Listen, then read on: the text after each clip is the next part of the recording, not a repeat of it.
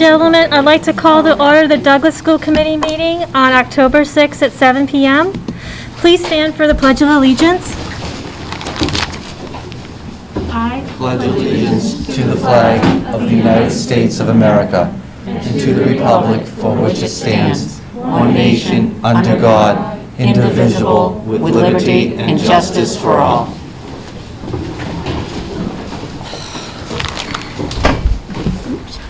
Thank you. Thank you all for attending tonight. The school committee has a statement we'd like to share with everybody. To the Douglas community, district staff, and students, during the last public comment portion of the last school committee meeting, an individual shared his opinion on a number of topics. Many of these statements cause hurt, frustration within our district. Members of the community have also expressed anger at the school committee for not have expressed anger with the school committee that did not stop the speaker or respond to him. The school committee also felt that the person's remark contradicted the Douglas Public Schools' mission to offer diverse learning experiences that meet the academic, social, physical, and emotional needs of all the students. We feel that it is important to clarify the purpose of public comment portion of any school committee meeting, and the Attorney General's office strongly recommends that all public bodies allow for public comment at some point during their meetings. This provides the public the ability to speak on a particular agenda item or anything under the jurisdiction of a public body. As a rule, public bodies do not respond to comments as it would result in a violation of open meeting laws. Allowing committee members to engage in deliberation or debate over topics not on the agenda. Public comment is voicing of opinions on matters under the authority of the school committee. And it is not intended to be a form of conversation between the public and the school committee. However, we want to affirm the statements made on September 15th, especially those that cause any hurt amongst the LGBTQ community, do not represent the inclusion of school culture that our district and its employees work so diligently to foster. The school committee is working to update existing policy to clarify and better understanding of open meeting laws for both public and school committees itself. At this time, we recognize by allowing the public to speak, there will always be potential for someone's message to remain within the legal limits while imposing the Douglas Public Schools commitment to all of its students. Rather than eliminating the public comment portion of our agenda, we encourage all of the voices to be heard, especially those that seek to build the safe, supportive, and challenging learning environment that the district strives to achieve.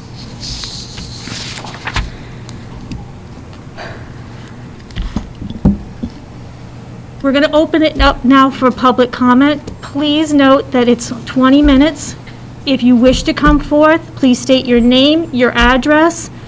We would like to open it up first to the students because it's wonderful to have you here tonight.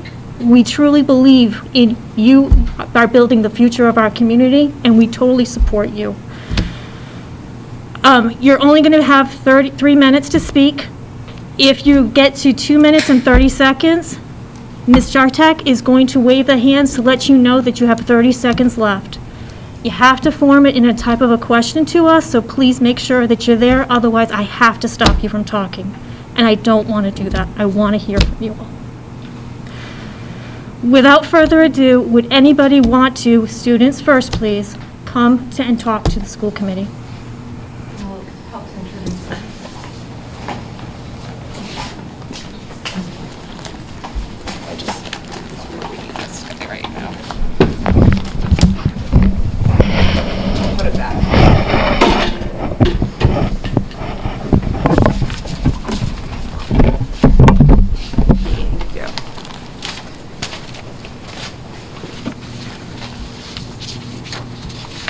Hi, my name is Emily Dower. I live at 486 Martello Road in Franklin, Massachusetts. I am a teacher here at Douglas High School. I'm also the advisor to the Douglas High School Gender Sexuality Alliance. So Douglas High School GSA members have come to make a public comment about the school climate here at DHS, and thank you for giving us this opportunity to speak. Hello, my name is Chloe McDonald. I live on 17 Depot Street. I'm also a member of the Douglas High School and the Douglas High School Gender Sexuality Alliance. I'm here to comment on the current lack of support for LGBTQIA students in the Douglas High School and the larger Douglas community.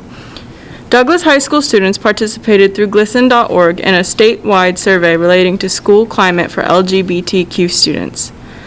The 2019 school climate for LGBTQ students in Massachusetts, including the District of Douglas, reports that 86% of LGBT students report regularly hearing gay used in a negative way at school. I have personally witnessed this in school and have heard even more damaging homophobic slurs. 74% of LGBT students report regularly hearing negative remarks about gender expression at school, and 64% of LGBT students report regularly hearing negative remarks about transgender people at school. I have personally witnessed non-binary and transgender students have their gender identity disregarded by students and staff. I've heard students inciting violence against trans kids and endorsing bullying against them. I've witnessed these acts as recently as today. These are just some statistics that underscore the lack of support for LGBT students at the Douglas High School. Hello, my name is Anthony DeMeo. I live at 15 Linden Street, Douglas, Massachusetts. I am a member of Douglas High School and a member of the Douglas High School Gender Sexuality Alliance. I am here to comment on the current lack of support for LGBTQIA students in the Douglas High School and the larger Douglas community. Douglas High School students participated through glisten.org in a statewide survey relating to school climate for LGBTQ students. The 2019 school climate for LGBTQ students in Massachusetts, including the District of Douglas, reports that only 28% of students reported attending a school with a comprehensive anti-bullying/harassment policy that included specific protections based on a sexual orientation and gender identity and expression. Fewer than 1 in 4, 23%, had a policy or official guideline to support transgender and non-binary students.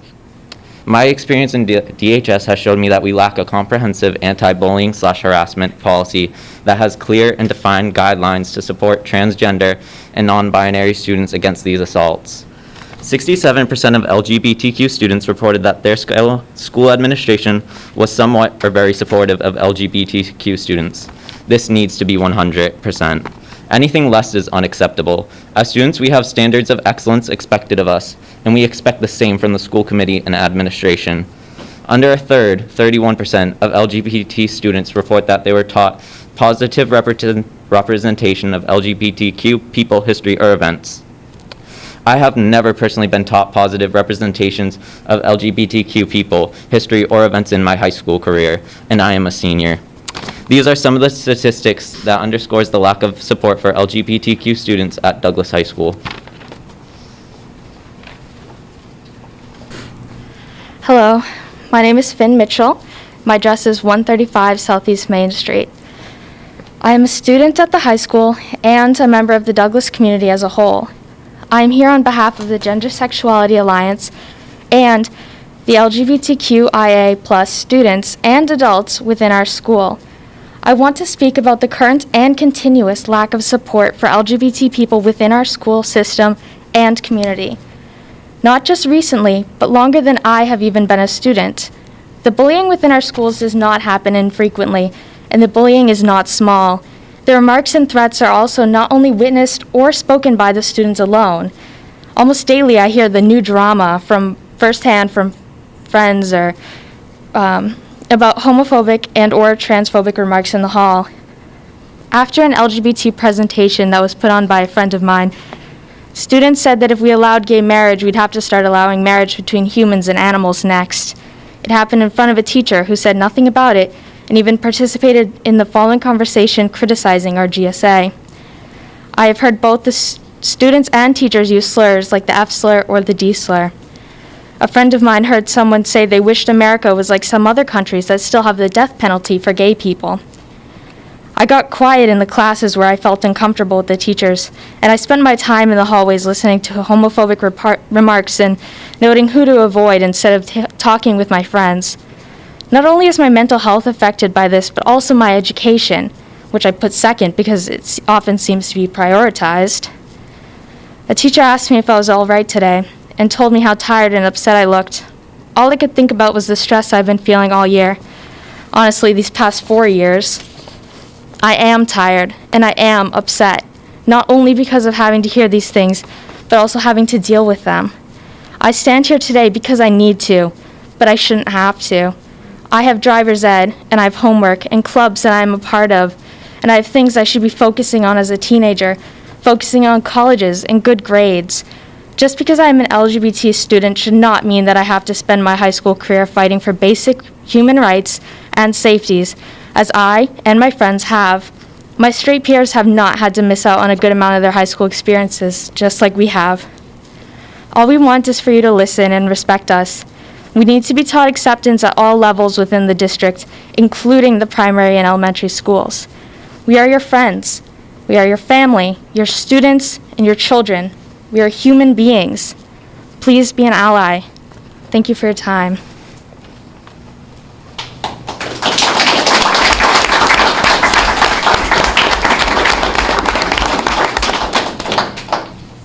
So I just wanted to include a couple of things. So again, Emily Dower.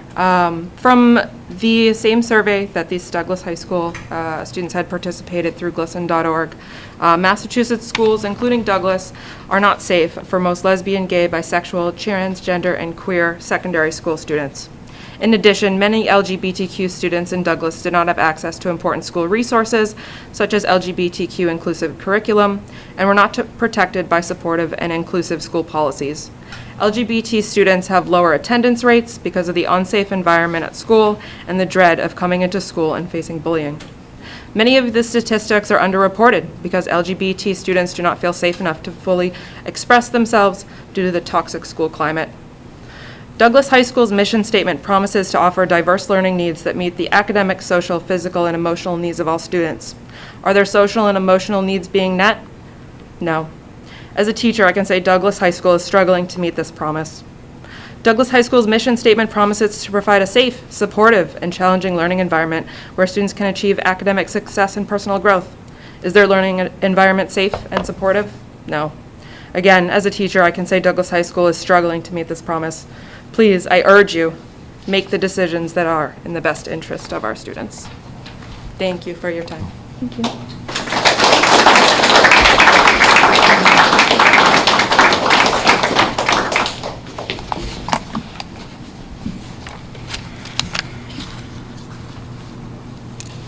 Does anyone else want to speak?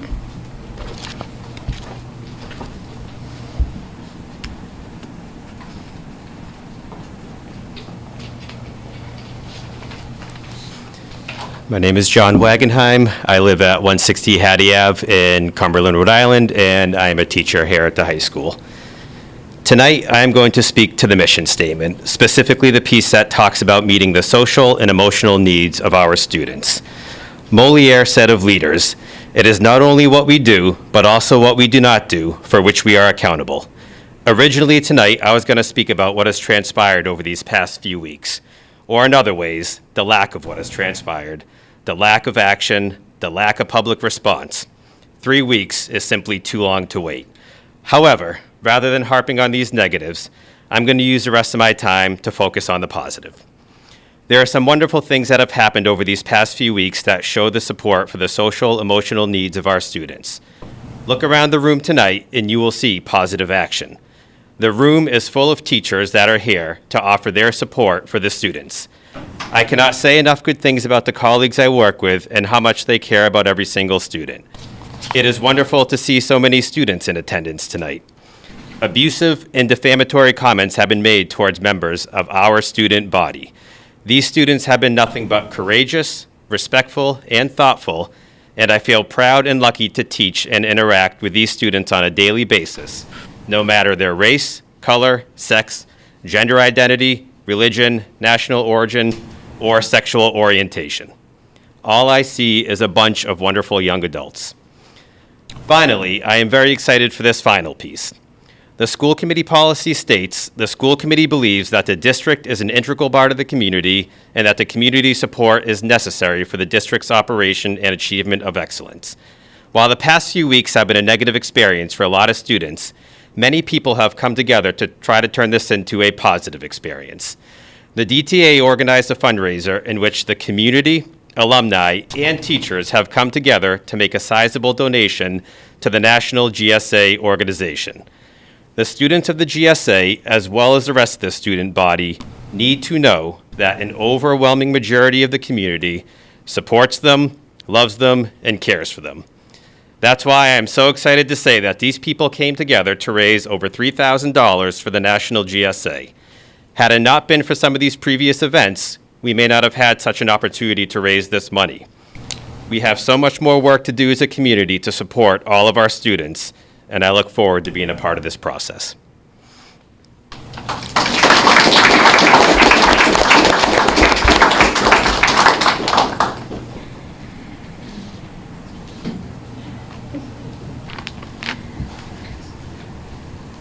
Anyone else?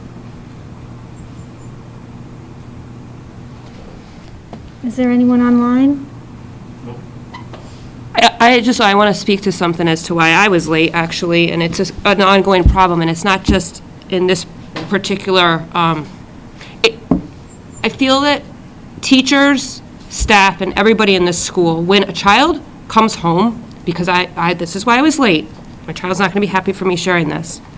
When a child comes home feeling that they're inadequate, and they're nobody, and they're worthless, and they have no value to a team, it's very upsetting to me that we hire people that should be here to support kids no matter what.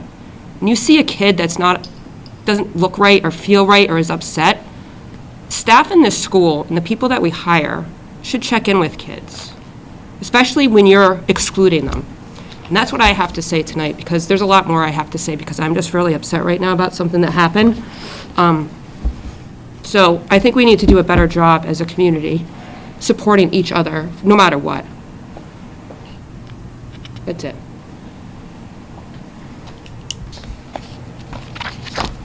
Anybody else?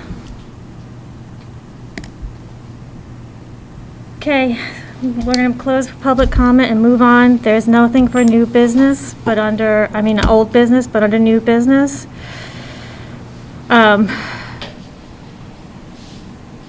Going forward, we're going to see on our agenda that we post, you'll see our mission statement will be highlighted at the top of the agenda. And in addition, as school committees, we will start in reading the mission statement at the start of each meeting to make sure, as a reminder for everybody, of what our values and beliefs are for the district and the community as well. If any of the school committee members would wish to comment further, this is your opportunity. Well, I think I've been here the longest in this, having students come through this school particularly. And although we've come a long way, we are nowhere near 100%. Work still needs to be done, and they should only be worrying about driver's ed and their test tomorrow and everything else. We shouldn't even have to be coming in here to do this. But I appreciate that you did. Proud of you all. You did a great job, and we'll listen to you whenever you want to come in and talk. Anyone else? I echo that, and, I'm also proud of all of you for standing up here. And you are also, an element of change in your environment, in your schools, to a point where you can feel comfortable, and hopefully the administration, everybody can come together and hear your voice, and you can be a part of that positive change, and like you are here tonight. So thank you again for being here. So I wrote a thing to read because I tend to be long-winded, so I'm just going to look at my clock because reading's not really my forte. School committee is a really, it's an odd thing to do. There's a lot of procedure in it. There's a lot of rules and P's and Q's. It's not really well suited to my personality. It's really not well suited to my personality. And that makes it tough. As a member of this community, as a parent, as a person who cares about education, and as a person who cares about other human beings, when I look at the mission statement, I think that it's so well written. I think that it has the potential to do what it needs to do. But it's important to hear how it's not being executed. It's important to hear how we can meet this ideal. You know, I was really appreciative that the GSA actually allowed me to attend one of their meetings. And if I can say anything about that, it was how, like, amazingly poised and smart and eloquent, and gosh, you all seem so self-assured. You just, like, fill me with hope for this district. I think you should be really proud of yourselves. I cried in front of you before, so I'll do it again now. You know, I'm not by the book for a reason. This has been tough for a lot of you, and as a mom, I never want my kids to go through this. As a person who cares about students, I hate that you're going through this. It is an ugly part of this world, but I will tell you that you are not alone in it, and for our part, within the binds that we can do, we'll do what we can do. We will support staff and students to do what they can do. I'm not exactly sure what that is, but we should keep the dialogue going, I think, is really important. And yeah, I just, you know, all of this, the word inclusive is about belonging, not belonging. Every single student belongs. It is our responsibility to serve you. You are the reason this district exists. It's not for career building, it's not for politics, it's not for ego. It is for students and nothing else. And if we are not meeting your needs, then we have work to do, and obviously we do. So I just, you know, thank you for talking to us, and, you know, I hope that it doesn't just die out here just because of one incident. I hope that we can keep going and move this place forward so that kids can just study for their test and like they should be doing. But really, like, from the bottom of my heart, I appreciate you speaking. Even if you didn't speak, I appreciate you being here. I know it might not mean a lot, but I do mean it. So thank you. Julie, do you have anything you want to add? Sorry, I was just trying to write my words too, because I'm long-winded, but again, I just want to, again, say, I mean, I'm speaking from some other experiences too, so I'm kind of blending a couple of things in here tonight, I guess just because I'm emotional myself. I think that over the many, many years now, I've found that sometimes kids are put in a disadvantage where maybe a kid has, like, it all together and they're kind of left to the side, and then there's kids that really struggle and the teachers may focus on them and feel like, oh, those kids have it all together. And then there's kids that kind of are just made to be, they feel invisible, or they leave feeling like they're not doing a good job. They don't tell people and stuff. And I think it's just important, and I think it's great that kids are here tonight too, to express feelings that they may have that maybe it's uncomfortable to express to other people, and people don't understand what it's like to be in their shoes. And I think that as teachers here, as staff and everybody, I think we just, again, I want to just say that we need to make sure that kids may not show that they're upset, but again, I'm more concerned about what's going on with kids' well-being and with their mental health right now for so many different reasons. And a lot of times people keep things inside of them, and I think that that's dangerous, because there's obviously a lot of emotions right now in here with a lot of different reasons, and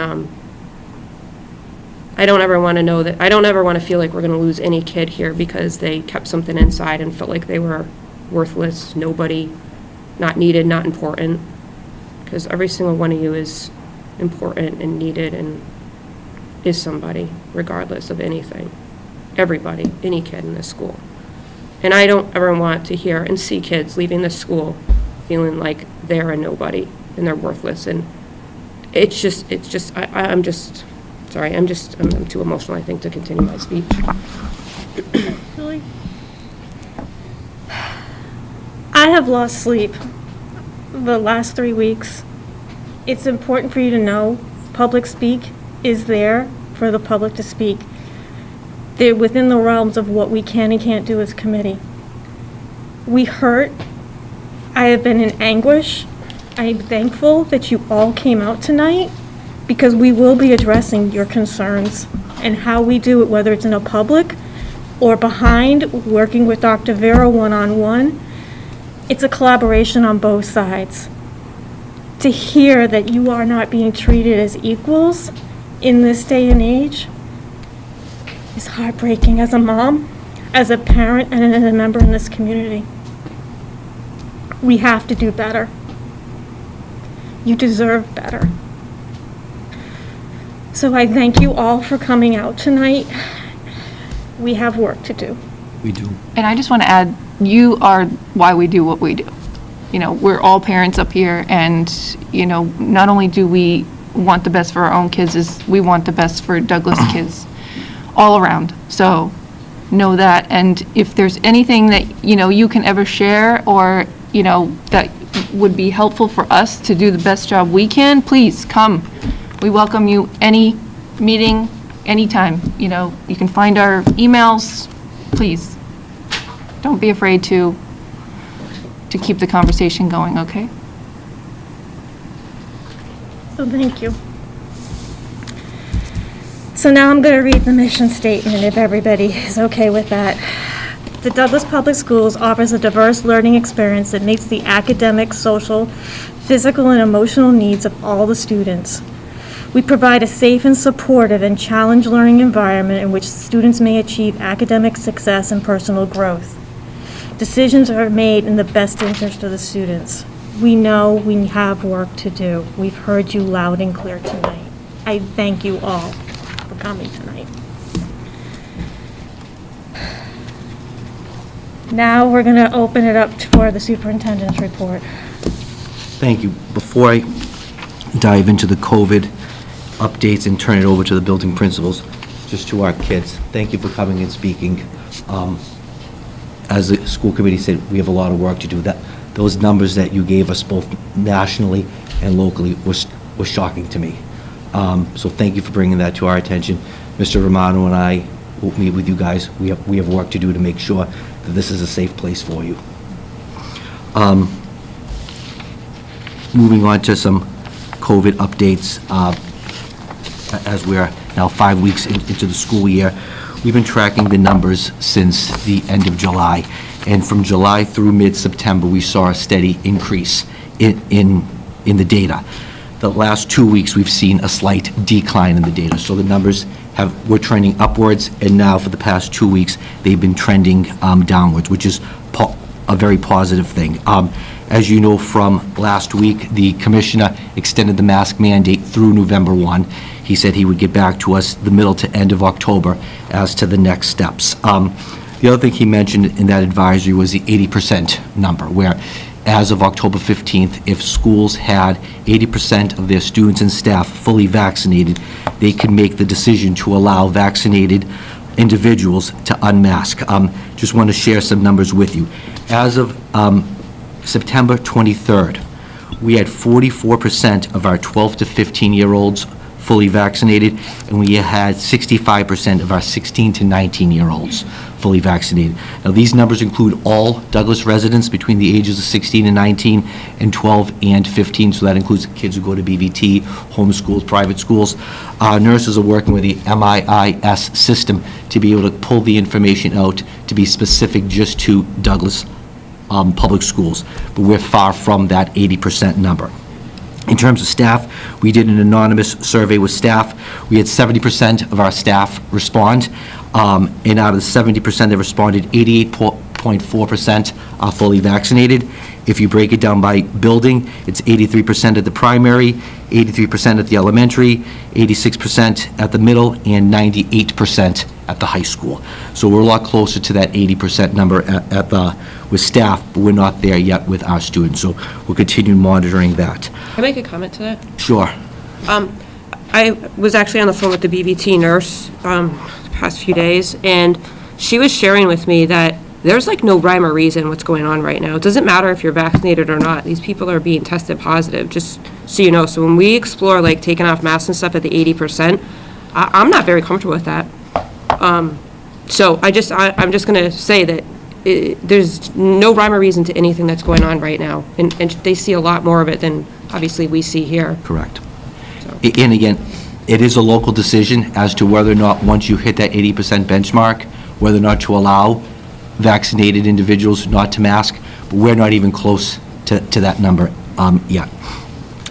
Test and Stay is up and running. We've been doing it. Just want to remind people that it's only for close contacts in school. So if you're identified as a close contact as a result of being out on a weekend at a friend's house, the Test and Stay is not available to you. It's only for individuals within the school.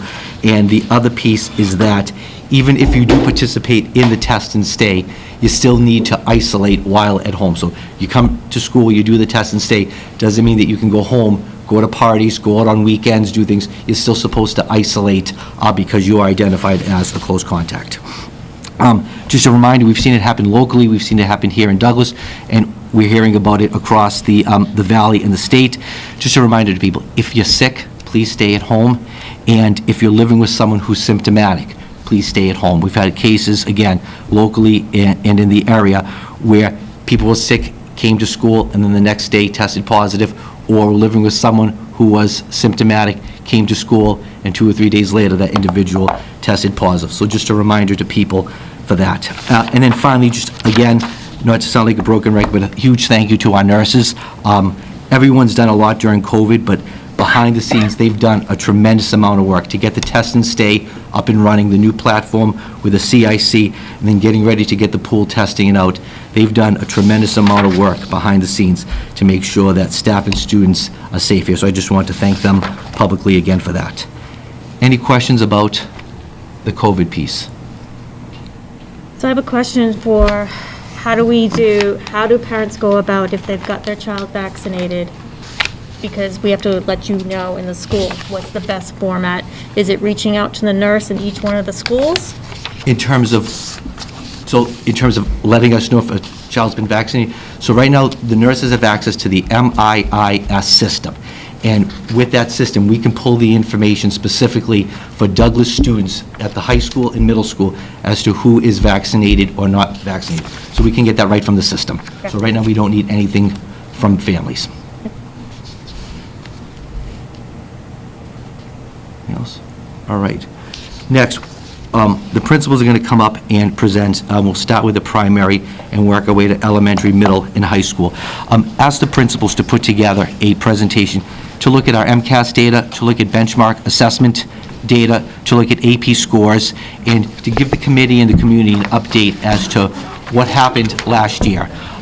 In addition to that, how are we using that data to drive instruction, to inform our instruction, and to put together our remediation plans for the year. So I will turn it over and start with Ms. Sosha at the end of each of the principals' reports. Committee, feel free to ask questions. I need to go move and collect. All right.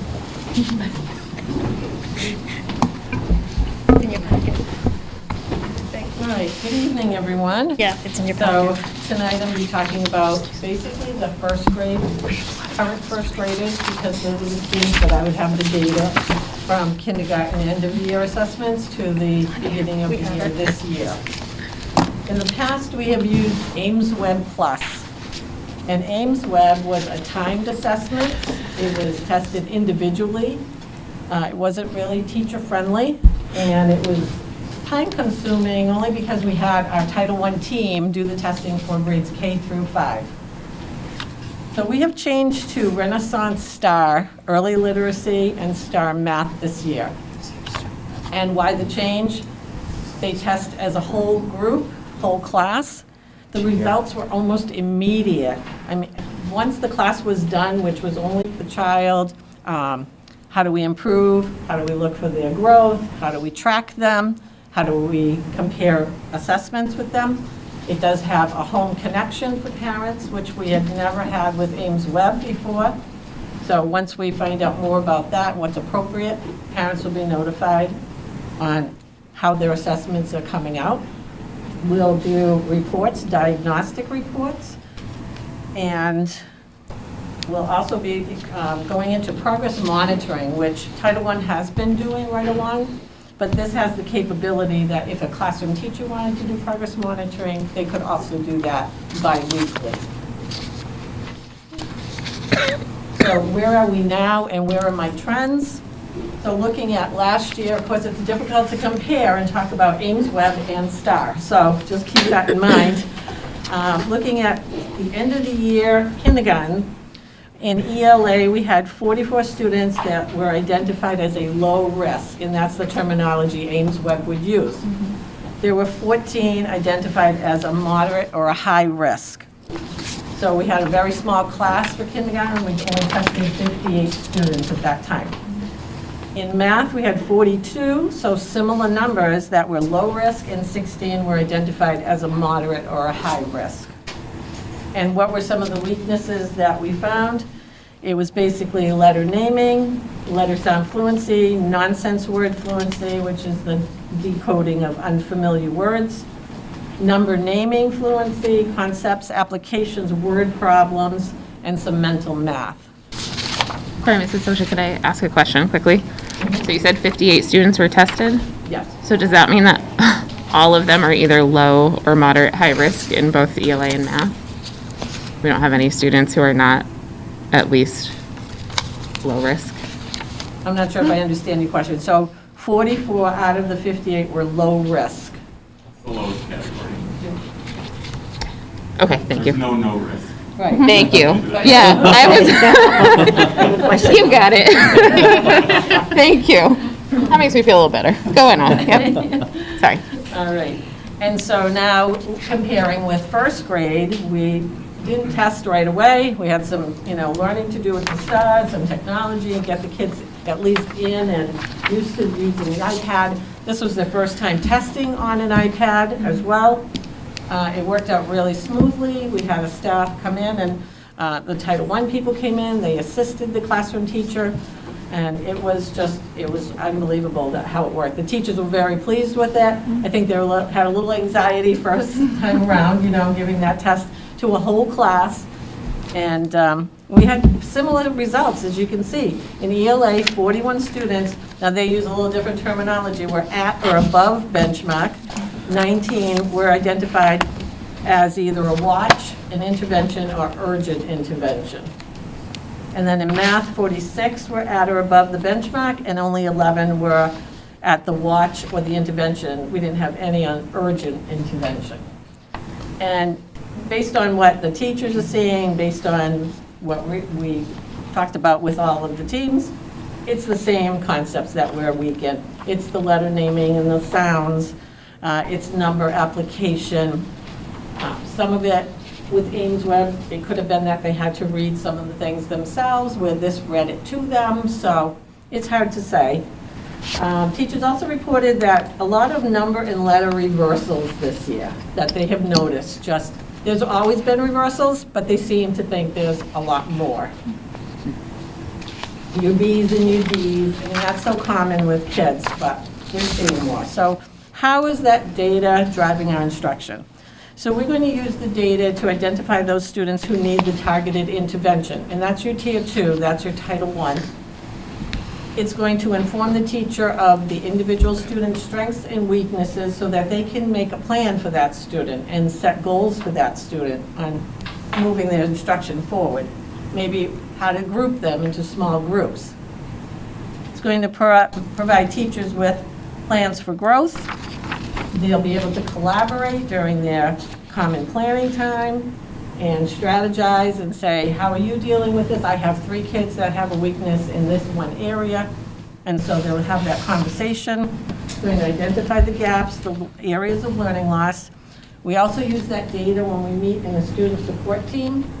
If a student is struggling, they'll sit and talk about what are the weaknesses, where are the gaps, what are we doing about it, and what can we do? And they strategize and come up with a plan. So the intervention, I just want to talk about the Title I for a minute, because that's our Tier 2. So typically, the reading specialist or the Title I math teacher would take your highest risk students. And that's usually a small group, which they recommend is 6 students. So out of the whole grade 1, they were seeing 6. The next group would be another group of 6 with a Title I paraprofessional would be modeling exactly what the Title I teacher would be doing, another small group. And that could be a pull out to a Title I room, or it could be a push in. Now that we have a remediation para that we've added on, we can see more students beyond that. So now we'll be taking the next 6 to 8 students. So instead of seeing 12 in the Tier 2 intervention in Title I, we'll be able to see maybe 18 to 20 students. So that's very helpful. So those are the students. They're going to be the high risk, the moderate, and then the watch and the urgent. We're going to continue the progress monitoring. The Title I teachers will be doing that. We'll reassess periodically, and we'll do our second benchmark testing in January. So it's 3 times a year, beginning, middle, and end. So it will be interesting to see in January to be able to compare and really measure some growth. It's nice that our sizes, our class sizes are very small, and we're very fortunate to have 15 to 17 in our kindergarten and first grade classes. So it's easier to make those small groups and to really target to the needs of the students. So how are we actually addressing the skills? So if it were letter naming, at the primary school, any kind of intervention, it's more of your small group. It's during morning meeting. It might be the teacher is taking the attendance slips in, and the paraprofessional in kindergarten is pulling 2 kids and drilling. We use a foundations program. A, apple-act, B, bat, ball, ball. And so they're drilling those skills for that. And it could be just that 5 minutes every single morning that that child needs. So that's what you would see at the primary school. That small group, maybe using letter tiles, maybe using picture cards. So whatever it is, if it's math, using manipulatives so that they can model the problem. Putting it into their word problems into a morning meeting. So every morning they do a Google slide and they talk about, social skills, they talk about a lot of things. It's like a pre-teach to the day, and it could be a word problem in math. So that's how we're going to incorporate those skills that they find during the year. And then moving forward, so we are in the midst of our K-5 literacy plan. Mr. Bell and I collaborated on that last year. We're consulting with Claire Landrigan, and so she's coming in and she's doing professional development with the teachers, K-5. We want kids to have more choices for reading. So instead of the reading program, there's 1 story per skill. So it's long A, vowel, they have 1 book. So we want to make sure they can pick another book with that skill at their level. Maybe they didn't like that one was about trains. Maybe they want trucks. Maybe they want dinosaurs. That's a big favorite right now is dinosaurs. So we're building a book room with the help of Claire.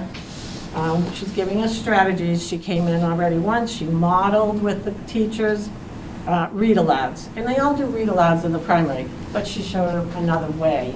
She showed them how to put the kids together after and turn and talk and have a conversation. It's not that easy for a 5-year-old or a 6-year-old to do it, but it's doable, with practice. So we're getting a lot of help there. She's also going to be we're going to look at small group instruction, which we do a lot of, encourage independent reading. So when they break off and they're doing centers, the teacher's at a table with one group, there's a center over here and a center over there. We want them to do independent reading once they're able to, of course. That might be the second half of the year. Or to be working on something they have the interest of. We want them to read more. We want them to love reading. That's the whole goal. So on the STAR, we'll be looking for more PD as well. There are so many capabilities of that program. We just haven't been able to get into it all yet. It's fun to sit there and I click on this graph, and I'm trying to find different things that we can do with it. And we have our questions too. We look at a report and say, well, why doesn't it do this? So we're ready with, I think Mr. Bell and I will have questions for Friday's presenting. Okay, and then finally, as we go through with this remediation person that we've added this year for our 2-year plan, we're going to reevaluate. Is it working? What model are we using? I think in Mr. Bell's building, they're doing 1 per grade, so every grade has a para to do that remediation. And so we're trying to figure out what's the best way to use that extra person now. Is it going to be pushing into the class? Is it pulling out? But the bottom line is we're servicing more students, so that's a good thing. We want to build the culture of data and reflection with our teachers as well. We've always had some data. Like I said, Ameswood wasn't the easiest to interpret. It wasn't teacher-friendly. The teachers would find out where their students would fall, but it wasn't easy to access any of the skills. With STAR, you click on the student's name, and it brings down a whole list. This is where they fell, in the national norm. They're 86% above everyone in their grade level, things like that. This is where their weakness. This is what they're ready to learn. So that's the kind of conversation we want to have when we're doing common planning time. Have that conversation about data. I would be happy to answer any questions. I have a silly question. I'm just curious how these kids, you talked about like the B's and the D's, but I'm wondering like more like motor skills. Like when kids come in now after being home for so long, do you find that these kids like, do they seem to know how to do more things like zip up a jacket, anything, any kind of physical thing, or are they like kind of set behind in those areas? Yeah, we're finding they don't do a lot with scissors and cutting and things like that, or, we've got them doing with beads, especially, preschool and K. But no, we're not seeing that they're more prepared for that. No. That's a tough one. So being at home this whole time, you'd think that they would have had that as an advantage. So it's clear that these kindergarten teachers actually really, they help, or the preschool teachers are helping them with that stuff. Definitely. Okay. It's hard. Parents were working Yeah. too. It wasn't easy. I have a question regarding staffing. So I know recently, the past budget, we cut some paras. So when we talk about remediation para push-in, are we talking about new hires for paras, or are we taking existing paras and how much of their schedule is being put into the remediation push-in? And then while they're doing that work, is there a gap for what they were servicing? So some of the remediation paras could have been paras that were, I think there was so much movement back and Right. forth. In my building, it happened to be a new person. Yep. Mr. Bell can speak, to But the him. paras for remediation were an additional grant-funded position. Okay. So we weren't taking existing staff, removing them from their role doing A, B, and C. This to is put them in additional staff. This is additional staff that we used our ESSA 2 and next year our ESSA 3 money to Okay. fund. Okay. Okay, thank you. I have a question and sort of like across the board how this is happening with benchmarks. So with kids that are already hitting the benchmarks, what happens to ensure that they're continuing to progress and be challenged? That's your small group, that's your centers, it's differentiated instruction. Okay. Gee, these have already accomplished that, and so they're ready to move on to the next skill. Okay. And that's where your small group comes in. That was my other question, And the like, teachers at the primary, I have to, they're pros at that. okay, With that small group, they've got everyone going in a different direction, and the kids are pretty good about, after they've done it enough times, you're working over here, I've got this group over here, and you're doing, this other activity, so okay. they've got So it down. in the small groups, they're with kids that are at their academic level? Right, and Okay, those are flexible groups, so you might have a skill in math that, they've got that one, but then we get to a new skill, and those groups could change. okay. Okay. Is there something, like, does every kid individually get looked at in terms of, how they've progressed Oh, absolutely. in terms of the data? Okay. That's one of the nice parts about this new It STAR. sounds, yeah, it does sound really great. Yes, very happy with it. Okay.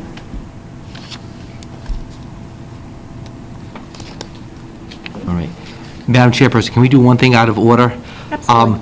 So it was an error on my part. Last week, we had a high school student rep. So this week, I thought we were middle school, but it's actually, this week is high school student rep. So we do have Zofia here for our student rep, and I'm as much so as she would, sorry. it was my error, as much as she would love to sit through Mr. Bell, Mr. Romano, and Mr. O'Brien's presentation to get to the end, I thought maybe we could have her come up and do her student rep. Absolutely, I'm so sorry. That was my error.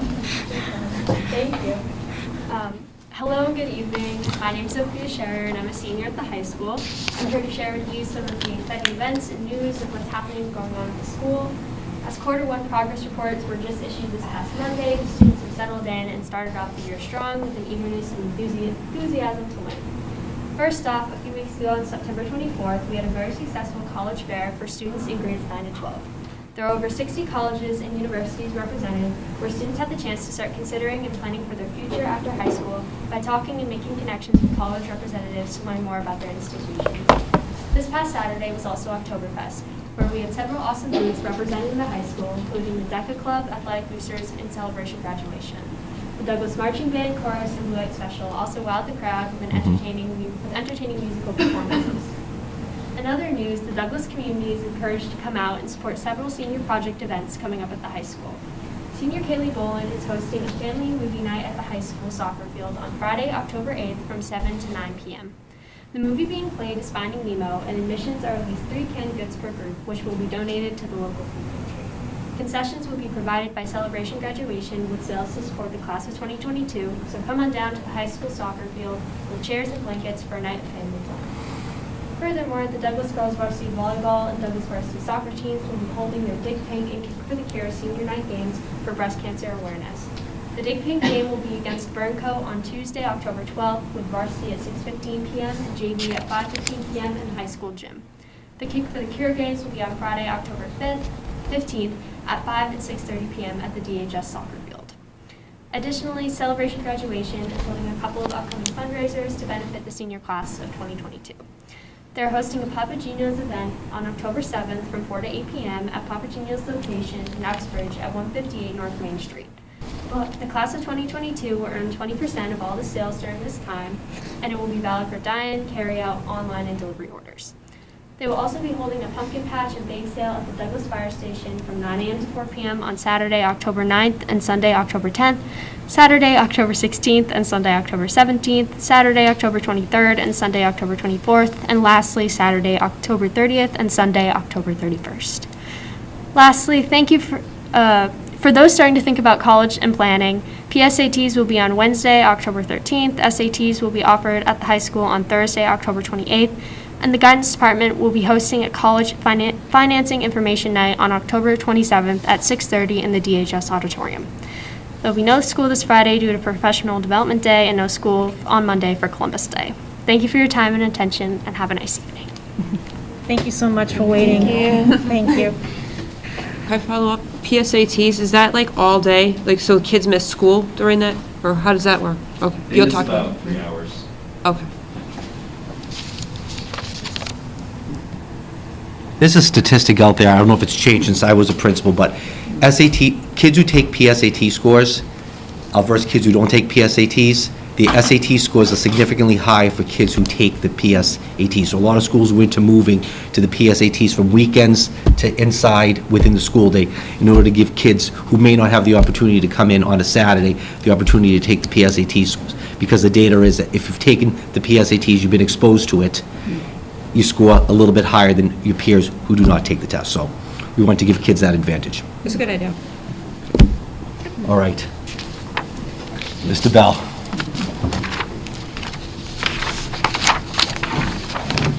How's it going tonight? All right, so elementary data. Dr. Vera, can you go to the next slide?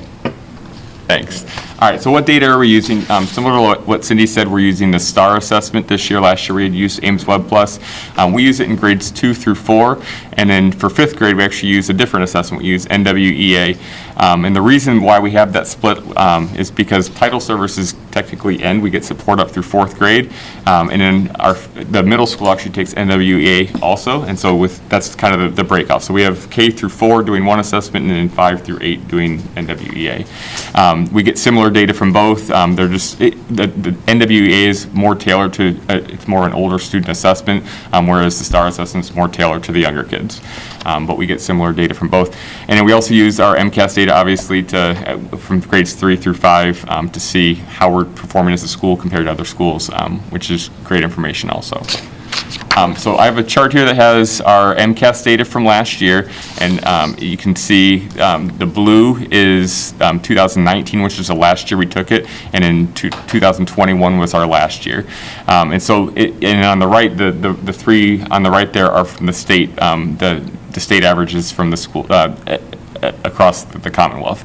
And so you can see ours kind of mirror the states in the drop from 2019 to 2021.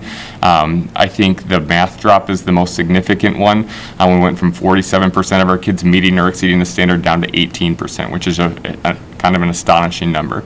So I'll talk about that a little bit more in a second.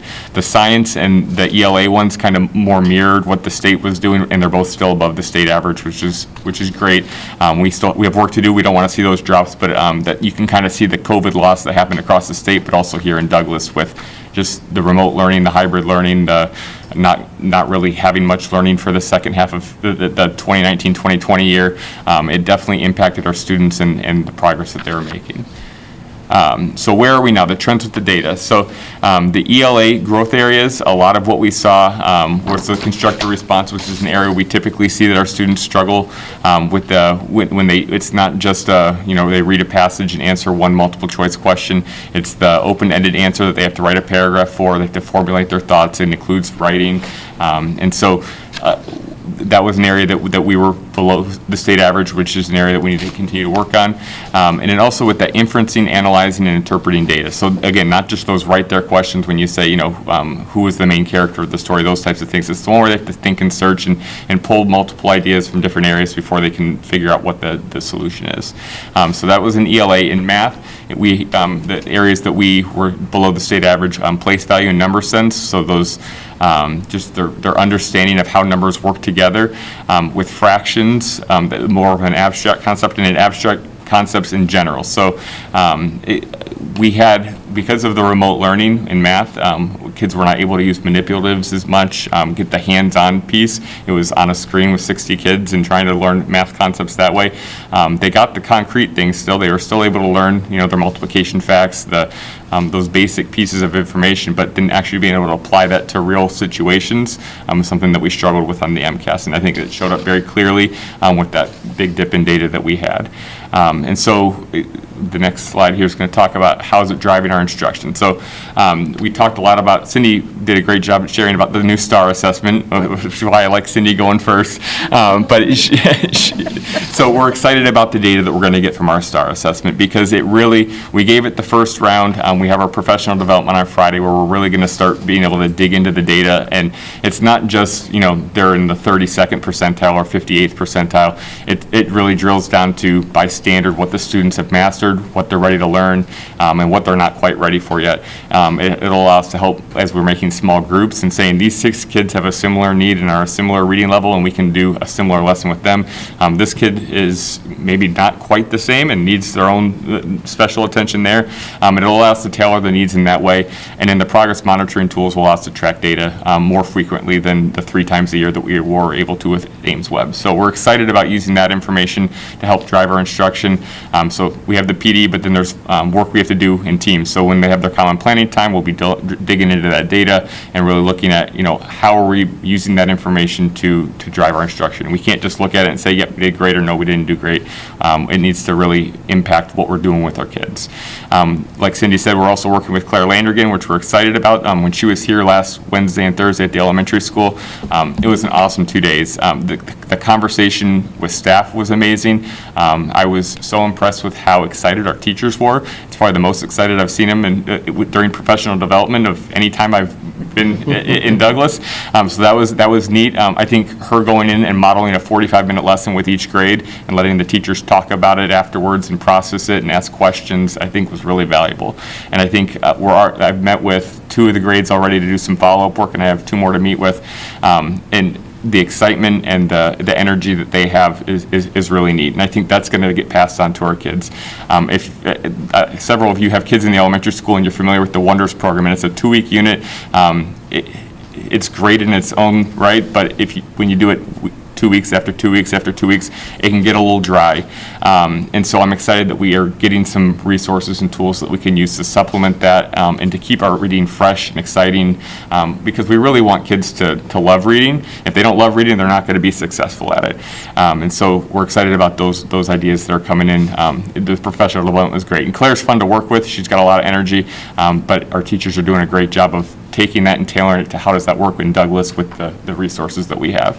And we've also been, I use my staff meetings for a lot of professional development. On Monday we had a staff meeting, we talked about the math manipulatives and making sure that math manipulatives, our students have access to those manipulatives as we're learning concepts, and understanding that last year we weren't able to do that, and it had a very negative impact on how much our kids were able to master and make concrete. Those abstract concepts in math, if you're not a math person, when you start talking about fractions and multiplying fractions or reducing fractions, it's really hard for them to figure out why the things work the way they work unless they can get their hands on it, really move things around and see what it looks like when you multiply a fraction and why the numbers do what they do. And so that we need to make sure on a daily basis kids have opportunities to manipulate math with their hands and to connect it to the real world, because if they don't make a connection, then they can't learn it. And then we're using our common planning time. If you don't know, each grade has common planning time once every 4 days. We do a rotation. And with that common planning time, we're going to be looking at the data, and then we're also going to be working on that professional learning, implementing those things that we're learning as we do, as we work through Claire or the data piece and all of those things. And then we're also using that common planning time to identify students that need that additional support. We have an SST process for students that aren't making progress like we'd expect them to. We have our Title I program, so we identify students for that and problem solve what's going to best meet their needs, or do we need to look at our special education programming and seeing if that's effective. So our common planning time is a great time to look at data and talking about kids. And I think one of you asked about the STAR assessment. One of the great things it does is it projects growth, and we can look at individual growth for students and say this student scored here this time. When we test them in January, it tells us where they should score in January, and we can see if we're on track with that or not. And it actually gets better over time as we get more samples. It does a better job projecting the growth that those students are going to have, which is exciting. And then with intervention and remediation, like Cindy said, we've expanded our Title I program. We have one unfilled position because it's hard to hire people right now, but our 2nd, 3rd, and 4th grade all have a dedicated Title I paraprofessional that's working with them. We have 2 new employees that have been fantastic so far. I was in Laura Cordani's room today, and she was actually doing a co-teaching lesson with one of them, kind of modeling what it should look like, and then next week that new employee is going to be taking on her own groups and doing that. So Laura's done a great job of getting them ready to be in the classrooms and doing the work with the kids we need them to do, and we're excited that we're able to dedicate more staff to those grade levels to provide that support. Like I said, the new benchmarking tool that we have is going to really help us identify what students have mastered and what they're ready to learn. And then that we have a renewed emphasis on that small group instruction. We have kids that are ready to go, that are way above where they need to be, and we have students that are really struggling with the learning, and COVID impacted everybody in a lot of different ways. And one thing we have to do as a school is make sure we're meeting everybody's needs, and there's no way to do that if I'm standing up at the front of the room and teaching 27 kids all at the same time. And so small groups are really the way to do that, and so that needs to be happening consistently in math and in reading on a daily basis. And so Claire Landergan, the next time she comes in, what she's working with our staff on are small groups, and we do small groups at the elementary school, but I think it's going to give us a different look at what those small groups can look like and how we can work with kids in those. So we're excited about that. And our plan moving forward, like we already talked about, that K-5 literacy plan, I've been really excited about that. I love that Cindy and I have been able to work collaboratively with that, and we're able to do it K-5 because I think in order for our kids to make growth, if every couple of years we're making significant changes to what the expectations are and how, the language and all those things, I think it's really challenging for kids. Whereas if we can have a cohesive plan all the way through, we're going to have a better impact on kids. We need to continue to support the SEL needs of our kids. If kids aren't happy and safe at school, they can't learn. We're doing a lot of work through our morning meetings. We're doing a lot of things to try to make school as fun as possible with our community meetings and just things we're doing throughout the day, because we want kids to want to come to school and they want to learn. We're going to continue to use that data to assess, and one of Paul's favorite things is to pivot, right? If things aren't Not my going... favorite thing. No, one of your favorite phrases. No. Yeah, it's better.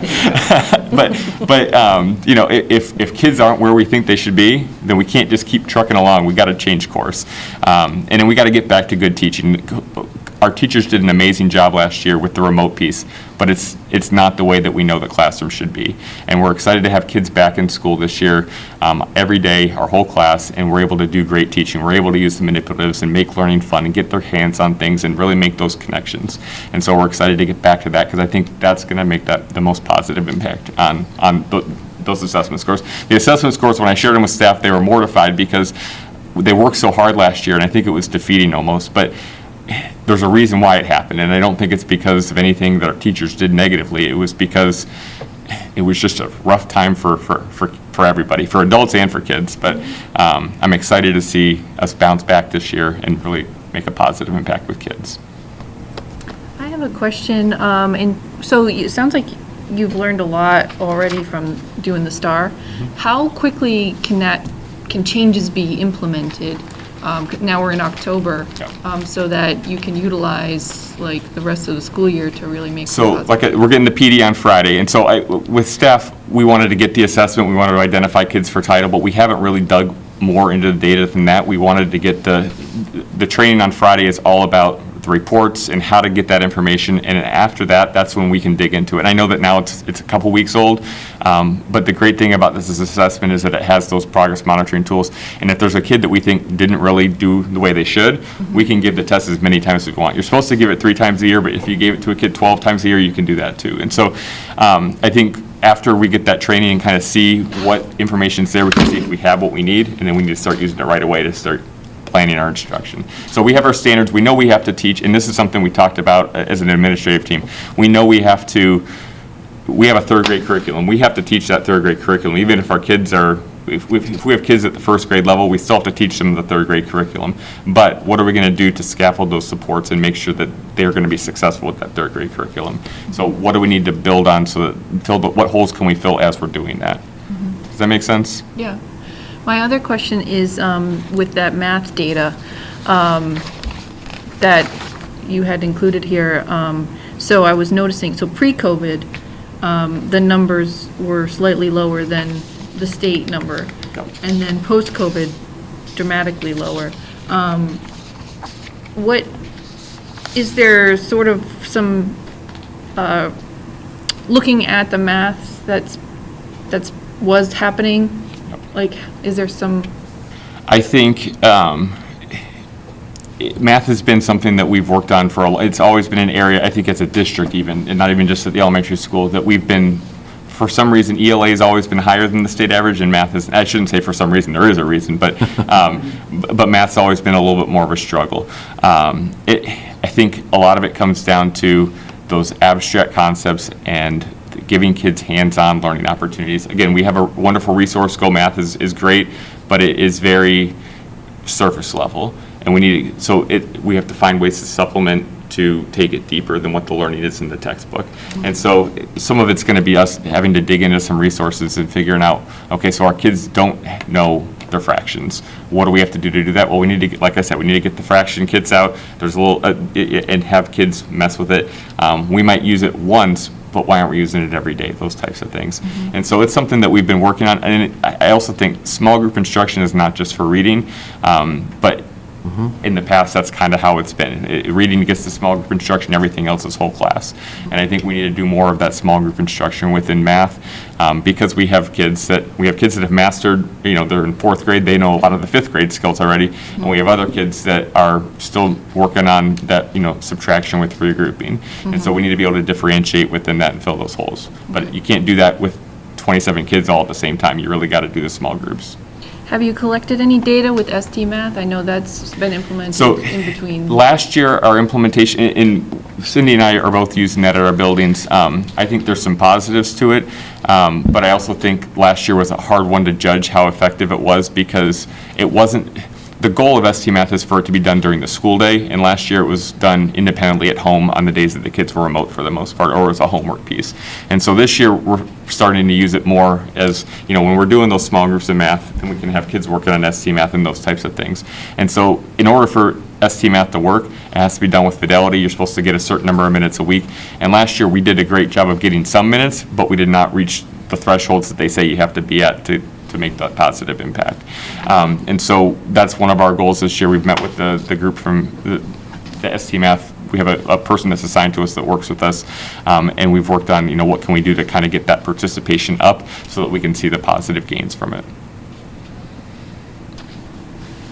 Can I ask about the nature and frequency of feedback to families based on testing results? What? I'm sorry. The nature and frequency of feedback given to families based on testing results. So for example, let's pretend my kid magically knows fractions but not multiplication skills. Or conversations with parents all the time, I'll hear how did they not qualify for Title I math? Or she got 100 on this? Are they all getting 100s? So is it just during parent-teacher conferences? And that's been a conversation we've had already because with STAR assessment, there are some great parent reports that show kind of that trajectory your kid is on, how they're scoring, and so again, we haven't had, I was trying to dig into the reports to try to find the best. There's 10 different parent reports you can share, and I'm waiting until Friday. That's one of the questions I have is, what is a parent report that could be effective? We don't want to give one that has so much information that it's like jargon that it doesn't make a lot of sense. We want to give something that's simple and concise, but also gives parents an idea of where their kid's at and how they can help their kid be more, what can they do with their kids at home. Yeah. And so I think that report's there, and our plan is kind of like MCAS. We're working on mailing out MCAS letters right now. Kind of whenever we take those benchmarks to 3 times a year, a week later you should get a letter coming home with your kid that says, here's how they did on that assessment. And I think that'll help because you'll be able to see the progress over time. When parents talk to each other, they can say, well, my kid scored here, that's why they qualified for title, and my kid scored here. And it'll kind of help with some of those things. But we haven't, that was another problem with Ames Web, is that the reporting was very hard there wasn't great information. It was hard to share the information with parents in an easy, concise way without creating our own reports and writing all of it. So this is easy. It prints it for us, and it gives all the information that you need. Yeah. I think that's ideal. If there's a way to utilize the testing that you're already doing to provide feedback so that teachers aren't scouring through a 27 student roster and saying, what 5 things would I recommend work on? But if there's data that's readily available, because I think if students can get support at home, it's going to take a lot of many hands to sort of right the ship after COVID, during COVID. John, I was going to add to that, there is a portal, it's a parent portal, and we haven't, again, we're waiting for some of that training on there where parents can actually sign on and go in and probably see some of the reports themselves. Yeah. But we're just not there yet to put it out there. Yep. So this first round was kind of let's figure out what it is and how it works. I'm really happy with it. Like Cindy said, I'm real impressed with how quick we got the information and the information we're getting. I'm excited about Friday to get even more information. But we weren't ready to start. I don't want to send the wrong thing home and then have people wondering what the heck did you just send home. So I think we'll get more information, and that's the kind of the plan moving forward that we've been talking about. Awesome. Thank you. All right. Thank you, everybody. Thank you. Mr. O'Brien.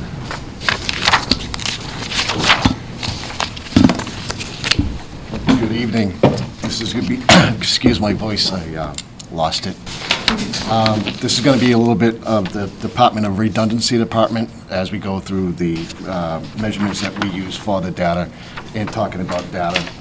Once you go down that rabbit hole of data, it's very easy to get lost and circle around. But I think we have to remember is how does this data help each and every student? And we can make all the fancy graphs that we want, pie graphs, charts, but how does this really impact a student in the classroom? So our main ways is the MCAS, of course, and the MCAS is almost like the autopsy because it's already happened, it's gone. with that NWEA testing, or some folks call it MAP testing, we're able to see those assessments, we can see what the data shows us, and care for the patient as they go. But I think we need to take it a step further with, after every class that the teacher teaches, did the student understand the concept of that objective for the day? Back to that 40-minute, 45-minute time frame. Did each student understand that, that concept? And then how do we reteach and keep going, as was previously said, making sure we follow the grade level curriculum, but get students up to par for the lost time. Our 8th graders have not had a normal middle school year yet. And you can really see that right at the beginning, the awkwardness that they had. And I don't think it's a lack of will on when it comes to whether academic or behavioral. I think it's much more a lack of skill. And we have to teach them those skills to respond well in the classroom setting. So where are we now with the data? Very strong in 6th grade ELA. And I think that's students just naturally read and write a lot more than they tend to take out their calculator or work on fraction problems. Even when they don't think they're doing schoolwork, when they're reading or writing, they are. But looking at, as Mr. Bell said earlier, the math, we need a lot of work to do in math. And I don't think there's, almost every family sits around and reads a book together. I know I never sat down with my kids and said, can we do fractions tonight for fun? pass the tomato sauce. So that's what we're looking at. And also, I'm a little, I take the MCAS scores with a grain of salt from last year, because when you mentioned to a group of middle school students that it doesn't count, that how accurate is that data? But that's the data we have, that's the scorecard we have to use, and that's what we have to go by. Also, we did not have 100% of our students testing MCAS, so those students who did not test, we have to assume that they scored a 0 until they prove us wrong. Because I'd much rather err on the side of caution than say, oh, this great student, he knows well, he would have scored advanced. Next slide. Very similar to what you've seen before. We're very even with the state, but there was a drop-off. I think is this the same graph? Are we, Yeah, I noticed that too. this is the same graph, right? So that we're not actually seeing the Douglas data. Or we're not seeing the state data. There's no way they're identical for. Okay, that would be user input error. Fine. So if you wanted to go back to the page, the slide before, Yeah. Dr. Vieira.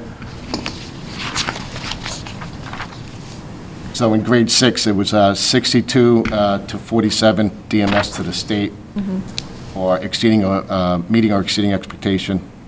For math, grade 6, 38 to 33, way too close. English language arts, 41, 43, too low. Mathematics, 48 to 35 for the state. What jumps off is that grade 8 mathematics, 28 to 32. That's eyebrow raising, what's going on there. So then we look at the NWEA data.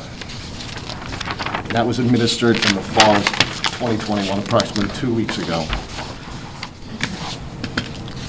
The most eye-opening thing is that spread in scores between 4 and 60%. And when I looked at the results, all over the place, what skills, especially in math, what skills students have and what they lack. For example, in one grade 6 test, long division, there was a huge gap in long division of what the students should be performing at this grade level. Majority would have scored warning or less on MCAS on this NWEA testing. And historically, high scores were not there. The super advanced scores, the advanced, they were missing. So how do we fix all that? Well, we have to look at,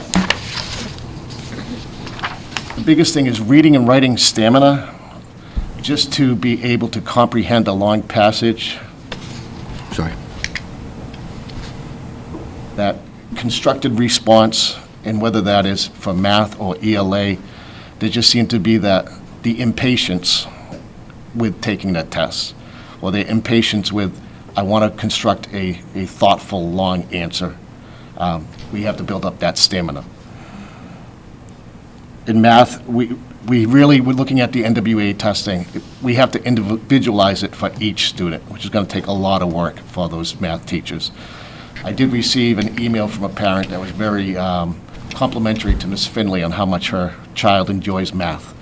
So it's those little class-by-class things, I think, will get our most bang for the buck.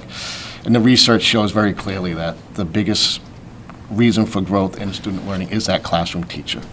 So if you have that warm, welcoming environment where you challenge students, where they feel comfortable, that's where you're going to get the most growth. And that's what we're looking for this year, is growth. How much can we grow?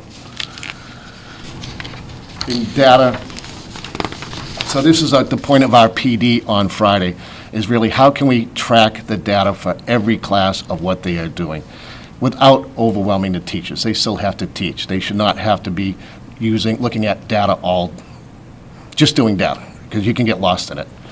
But how can they quickly and efficiently track student learning? A lot of things teachers already know, they do, but I've never seen teachers work so hard for so little result than I did last year and the year before.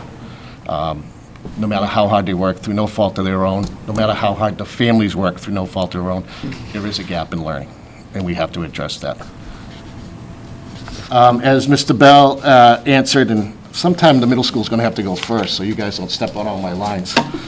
But that common planning time is excellent for having these discussions, not only about academics, but on our new schedule, I want to make sure I'm not stepping ahead of the line.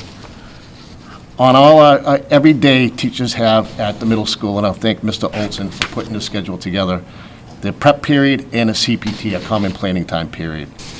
What's important about that is each week, myself and the adjustment counselor will meet with that group.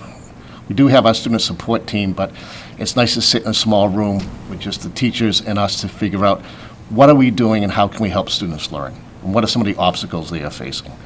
And again, if they're not looking forward to coming to school, the best curriculum in the world won't change that. So how do we address those needs?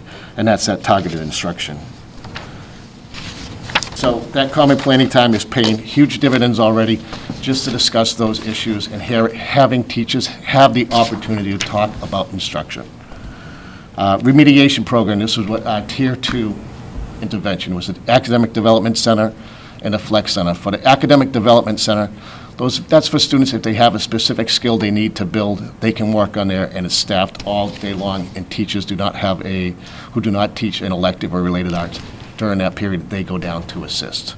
And that will pay huge dividends, especially as we look at this data and say, okay, I need you to go work on this for a while, because there's staff there.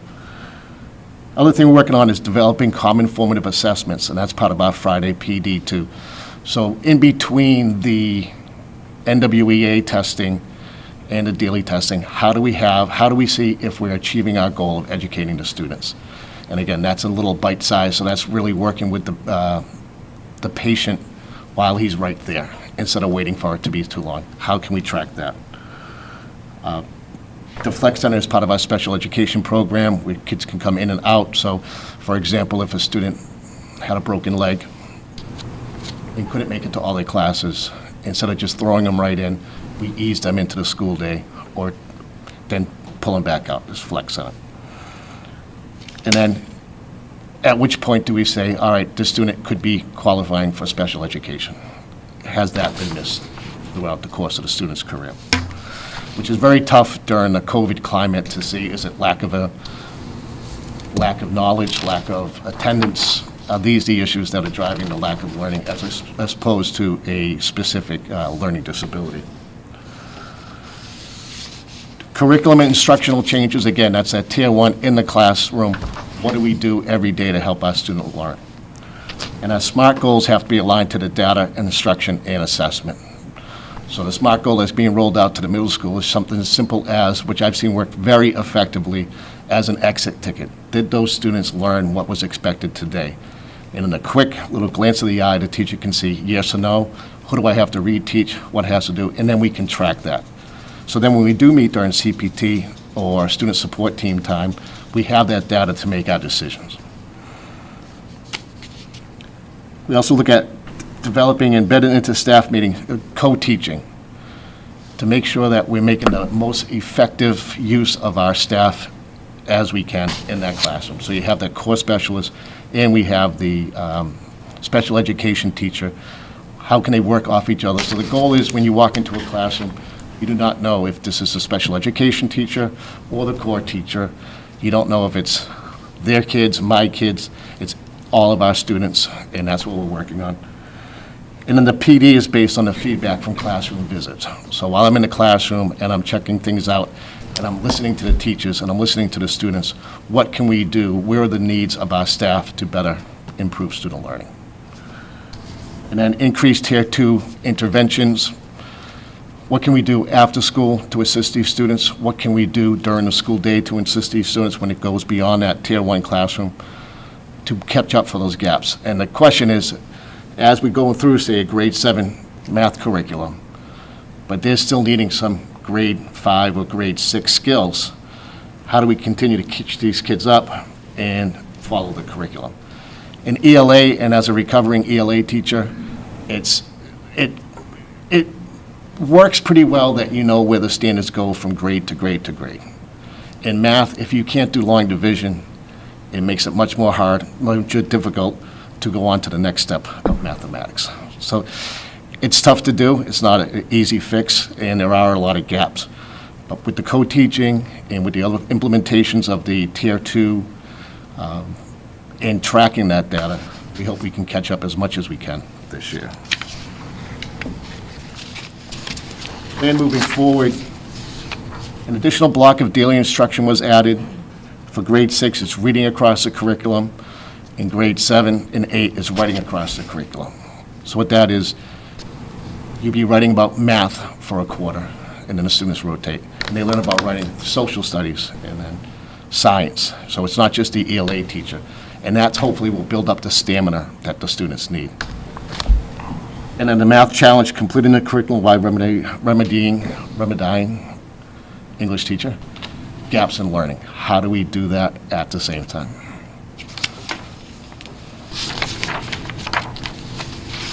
Once you go down the wormhole of data, it's tough to get out. Yeah. You look up and a couple hours went by. It's worse than YouTube. I'm wondering, Mr. Bell, I know that you're working really closely with Ms. Sosha. Has there been any plan to kind of ease that transition from elementary to middle school? Yeah. Yes, and I believe that's on the superintendent's docket, is that vertical alignment. Okay. And I know Ms. Sosha has worked together. Okay. I will say that, being in several other districts, the cohesiveness and cooperation among the administrators is something special here that you don't see in every school district. Usually there's a lot of competition, a lot of heads butting. This is how can we support and help each other. Office is fairly new. We already talk all the time. I think all the work Cindy and I are doing has been going on for a couple of years. Like, we're going to get it going through middle school and high school too. Okay, that's great. And the same goes for the high school principal, Josh Romano, of saying, here's what we're doing, Yep. come on up. Here's a club that we have, here's an organization, we're going to reach out to you, how do we do that? So as we unfold this and get going forward, I'm looking for great success. Okay.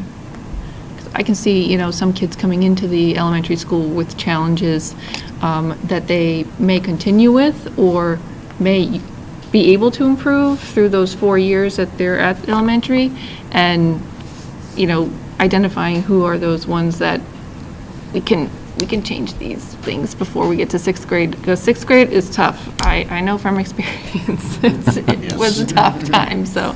Yeah, any transition's tough. That 5th to 6th grade transition is very tough, Yeah. and the data would back you up on that. And if you 100%. don't have what you need, it's really hard to get it at that point, so. So I'm really proud of the fact that the teachers spent the first few weeks really trying to build those skills of the SEL skills and making people feel welcome and students feel welcome. And I think they built a really strong foundation of those relationships with their students to keep moving forward. Mhm. That's great. All right, thank you. Thank you. Thank you. All right, Mr. You've had a lot of time to prepare.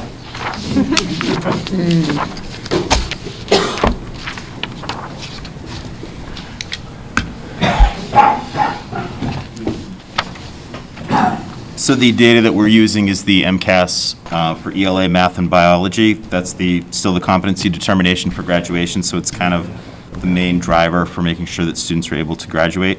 We also looked at the AP exam data, the advanced placement exam data.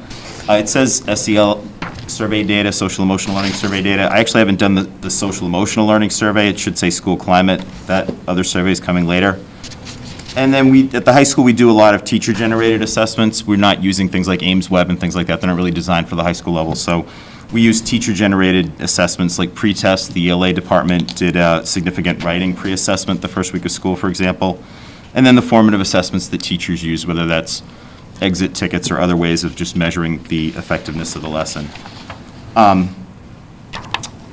The trends with the data, as far as math, statewide, the scores in math dropped from 59 to 52%, students meeting or exceeding expectations. In DHS, there was a significantly larger drop from 59 to 47%, meeting or exceeding. The student growth percentile is the measure of how much students learned between grade 8 math MCAS and the grade 10 math MCAS. The average is 50. It's on a scale of 1 to 99. At Douglas High School, that student growth percentile fell short of the average. It was at 41%. For ELA, it's actually the opposite story. Scores improved across the state in ELA from 61% meeting or exceeding expectations to 64%. That was statewide. At Douglas High School, that growth was significantly larger, 63% to 73% meeting or exceeding. Student growth percentile was above target at 56%. And again, that's the difference between their 8th grade and their 10th grade MCAS test. Science was a little strange. So in 2021, only honors biology students in grade 9 took the MCAS test at Douglas High School. Grade 10 students are exempt from that competency determination due to COVID. So as long as they pass a biology course, they don't have to take the MCAS science.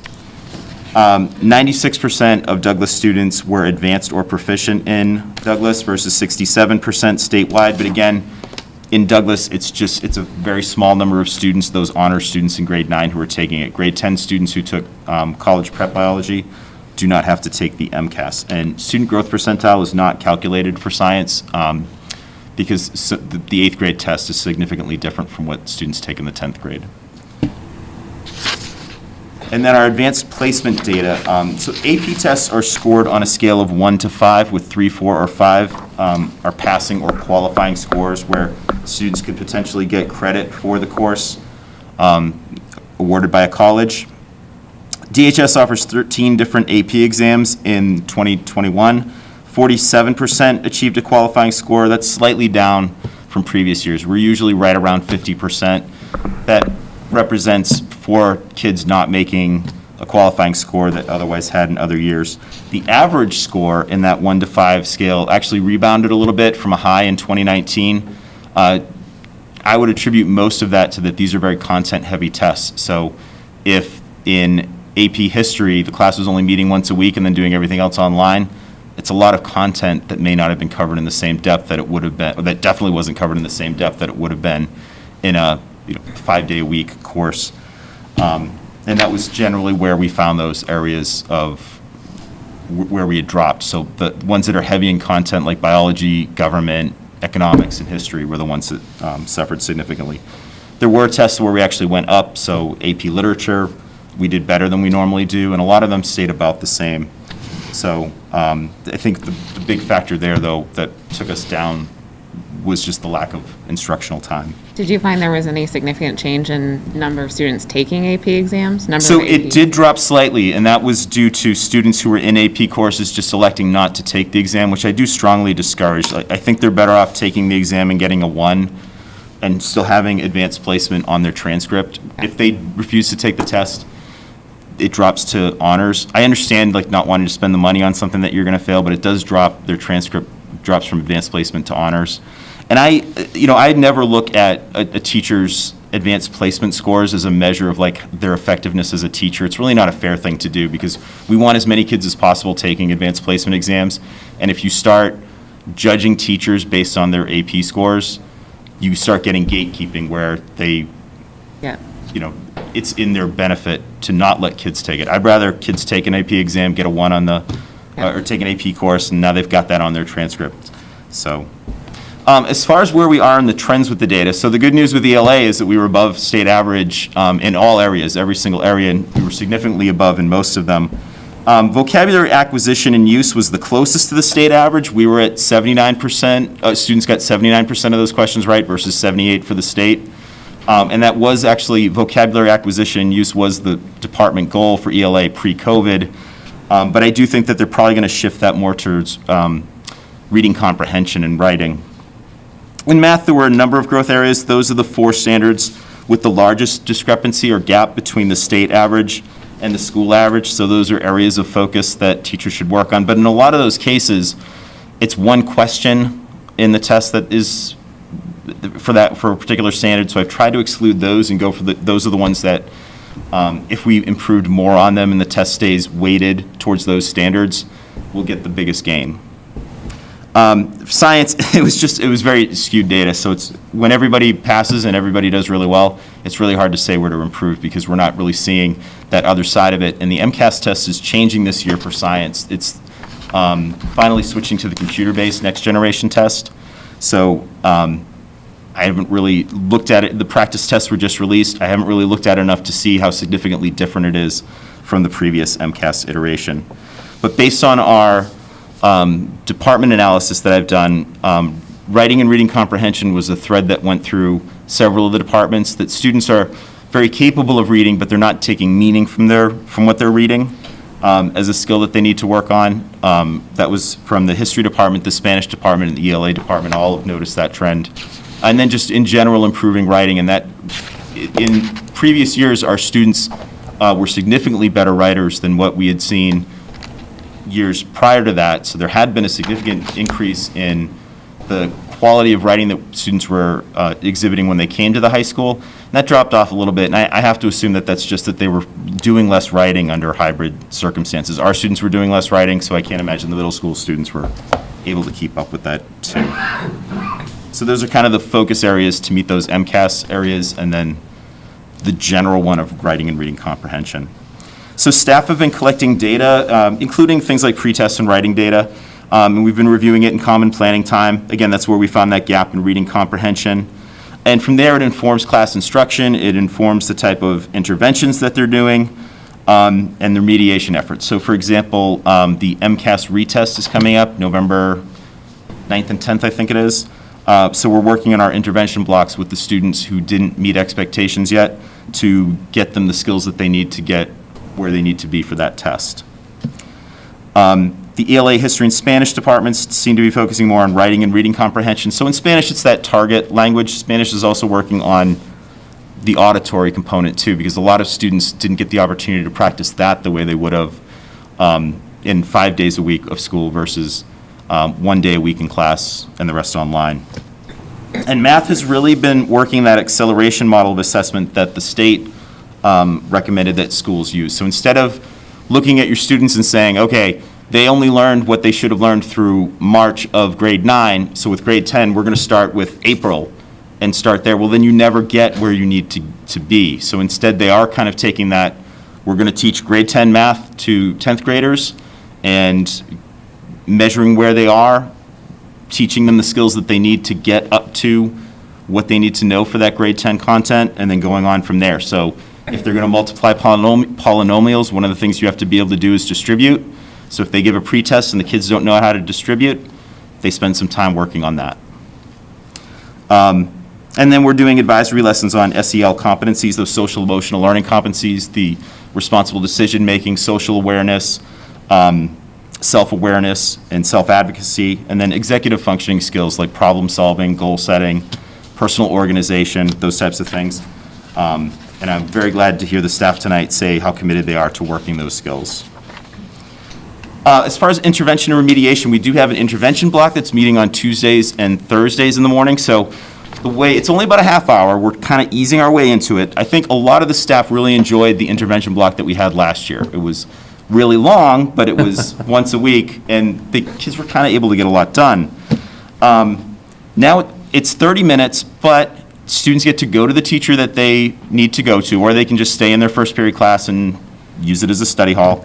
And teachers can also assign students to attend their interventions. And so now progress reports came out, so teachers I'm getting a lot more CCs of emails to students saying you need to be at my intervention. We have offered it as a senior privilege because there haven't really been senior privileges the last few years that seniors can come in after intervention as long as they're caught up. So I think it's been a good motivator for students. We have our first senior who was told he had to come in for intervention for Tuesday, or tomorrow actually, so we'll see how that goes over. I think that's an effective deterrent to make sure that students are doing their work. We also started an after-school intervention last week. This is a grant-funded position after school. It's a drop-in Tuesdays and Thursdays for an hour. And it's also, we've been offering it when we talk to parents who are worried about their students' grades or their students are struggling. We've been offering it as another alternative. They can just have their student drop in for that. It also runs the same time and place as Game Club. It starts about a half hour earlier, so there's a little bit of bait and switch there. So when I walk by, Game Club kids are in there already working. So kind of like that too. And then kind of big picture things moving forward. So we're doing the PD Day on Friday, we're doing some data analysis work because, I think you can my goal is to make them more capable of looking at the data independently instead of me having to be at a common planning meeting to go over the data and kind of set the agenda, to empower them to do that. And I want to introduce some concepts of UDL, which is an instructional model, Universal Design for Learning. And it's pretty commonly found these days in a lot of schools. To fully implement it is a major project. But I think there are some things that we can bring in. Two of the primary tenets of UDL are that you're presenting information to students in multiple ways. So the student who is an auditory learner versus a visual learner versus a kinetic learner. And maybe more importantly and more pertinent for what we're going to do on Friday, that there's multiple means for students to demonstrate their learning. So if they're not the type of student who's going to do well on a multiple choice test, but maybe they'll do really well just with a verbal presentation or something like that. So there's multiple means for students to show that they're capable of doing the work. So the student who can't do the timed math test, I've got one period to do this, maybe there's another way that they can show that they've mastered those skills. And then continuing to expand our co-teaching strategies. So we have, we added another special education teacher. We have co-teaching in every grade in the 4 primary content areas. And we've got some pretty good matches going with that. And I lost my best co-teacher from the special ed department, Megan Zabicki, when she got promoted. But I brought some good people in. We run into people who have experience working in classrooms. So I think that was really beneficial, and I'm looking forward to seeing how those strategies are implemented. We made a significant change to the math curriculum last year. We had a track basically that was Algebra 1B and Geometry Concepts, the idea being they teach the material a little bit slower. Well, since there's 180 days in the school year, if you teach the material a little bit slower, I don't think they were getting through the full curriculum. So we dropped that and we have shifted to focusing more on the inclusion model and having classes supported by special education staff, whether it's pairs or teachers or sometimes both. Every student who didn't meet expectations on the MCAS exam last year was in that Algebra 1B or Geometry Concepts track. So I think that there's a lot of benefit to eliminating that and bringing every student up to a basic level of math. And then again, addressing those key areas of social emotional learning and executive functioning between lessons that we're doing in our advisory block. We did one the other day on kind of self-destructive behaviors and how, identifying them in yourself and avoiding them, things like avoiding work, procrastination, things like that, that kids were able to get into those habits a little bit better with hybrid education. I'm not going to see my teacher for a week, so I can, why would you put off till tomorrow what you can put off till next week? So trying to break those types of habits. I actually think that stuff's a lot more effective to do when it's embedded in instruction. So if you're going to teach students how to collaborate, you're better off doing that while they're collaborating on something in, a project in history or something like that. So we're going to do a little bit of that during our faculty meeting on Friday as well. That's been a big area of research that I've done. So that's what we're working on. And again, very glad to hear how that the staff is really concerned about those SEL issues. And we did a survey in the spring where staff identified those executive functioning skills that they most think that the kids need, and those are the lessons that we've been trying to bring into advisory and embedding in the classroom. kind of a benefit to go last. Everybody's a little more tired. I didn't get nearly as many questions as Cindy. Either did a much better job, or or you guys are getting tired. Well, while you're up here, you can answer first. How are we on staffing? The couple positions that have been kind of always floating out there? They're still floating out there. We met today on it. We're still short in trying to find paraprofessionals and Could you ABAs across the run through buildings. about where there's still staffing shortages? Do you want to start, we'll start with Cindy. I am looking for a .5 ABA and a long-term sub for grade 1. I'm looking for fifth grade remediation para, 2 ABAs, a long-term sub for Mrs. Blessing, and soon to be a long-term sub for an ABA. I'm short 2 ABAs. And stars still? Yep, both in stars. I was short 3. I was able You to got fill one. 1. So I was on School Spring. Middle school? I'll wait till he gets back, not to misquote. I was on School Spring this afternoon after we met, and I think the postings were refreshed on September 15th. And if you look at each of the job postings, there was one applicant for each of the postings. Mr. Romano got creative, and when you go into School Spring, you can do a reverse search to say who's interested in being a paraprofessional. So Josh did that and started cold calling anyone within a 20, 30-mile radius. I've done that before and been successful, and nobody is biting. What's the pay rate, and do you have to be do you have to have any certifications? So for ABA, we're all missing ABAs, right? Yeah, so for ABAs, the certification is there's a 40-hour online course that they have to take. It doesn't, my daughter did it in about 20 hours. It's not really a 40-hour course, but it's a fairly straightforward thing. The pay rate, there's 2 different rates, one for bachelors and one degreed and not degreed. Yeah, paras and ABAs, I can't remember. I just want to see if it's worth me quitting yeah. my job to. We just signed, I think we just signed the contract, we haven't yet, I'm sorry, wrong contract. I have 4 in my head.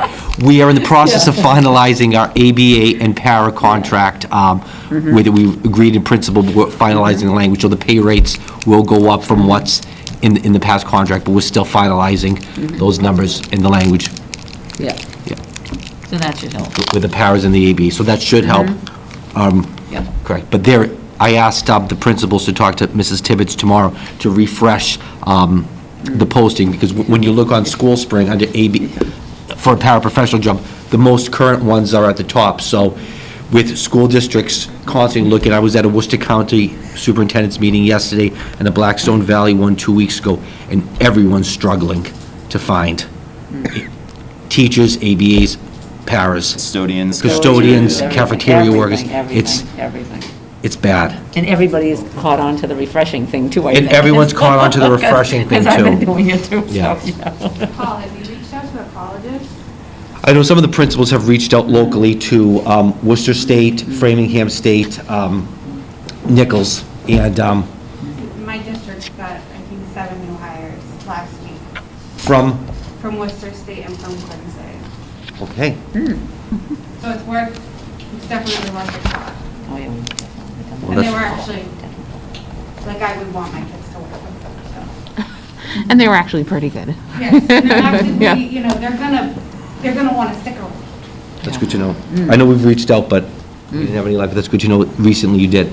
Can you email me some contact information? Thank you. Yeah, I almost offered Johnny a job last week, so it was pretty.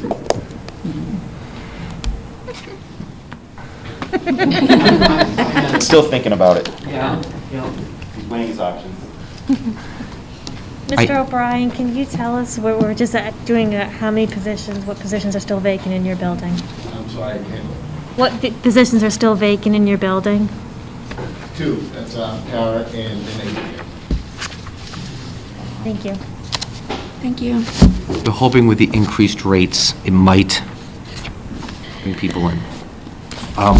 We spent an hour and 20 minutes talking about data, which isn't exactly a flashy topic to discuss, but I think it was important for everyone to hear and see the work that the principals are doing and that teachers are doing. We talked a lot about the common planning time. We're very fortunate to have an administrative staff and teachers who have dived into this data and embraced it and what it's telling us to help inform instruction and help our kids. So you can see we just hit, I think, our 5th week of school, correct? Maybe 6th? Or maybe 20th? But we're right there at about week 5 or 6. There's been a lot of work in these 5 weeks identifying the kids. So to be able to make sure that we're closing those gaps. So I'm really happy with the presentation. I know it was long, but thank you for doing that. I'd really like to commend you all for your collaboration between the different schools as the kids transfer from one section to the other side.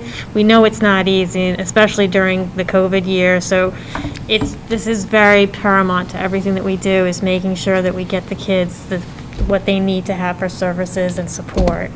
So, thank you. Anybody else want to add anything? Thank you for answering all my questions.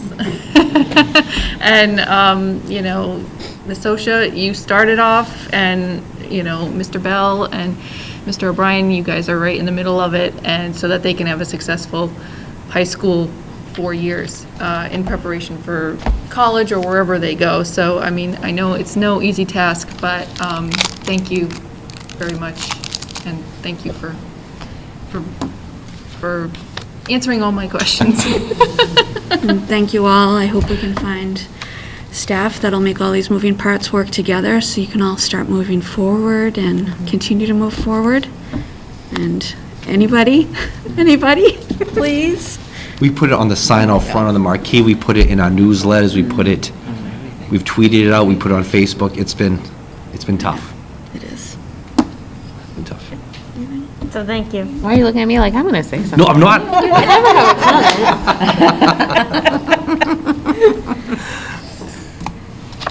That's it for my report for tonight. Okay. Thank you. So now we're moving to the school committee and subcommittee reports, the account payable. Do we have anything? Yeah, there's no worry.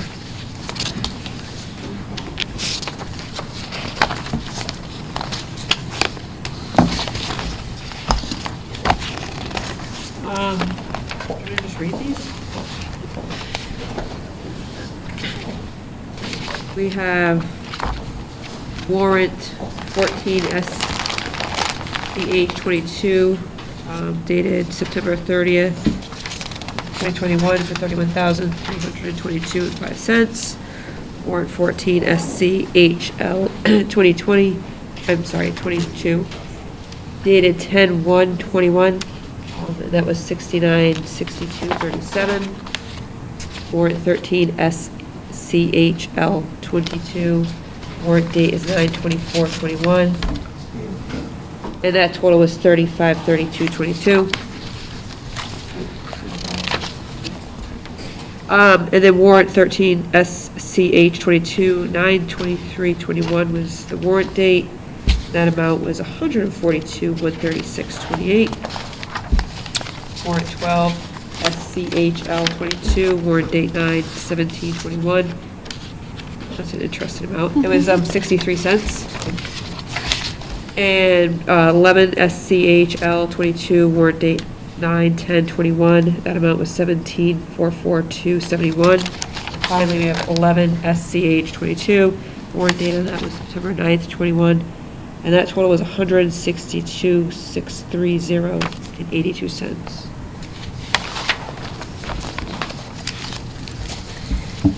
Thank you, Julie. All right.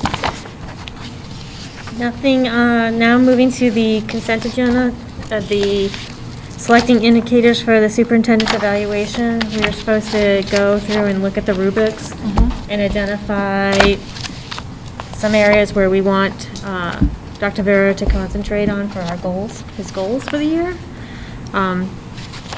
Does anyone want to start off where, and we'll just go around and get everybody's input to figure out which one is really highlighted to all of us? I can start. Okay.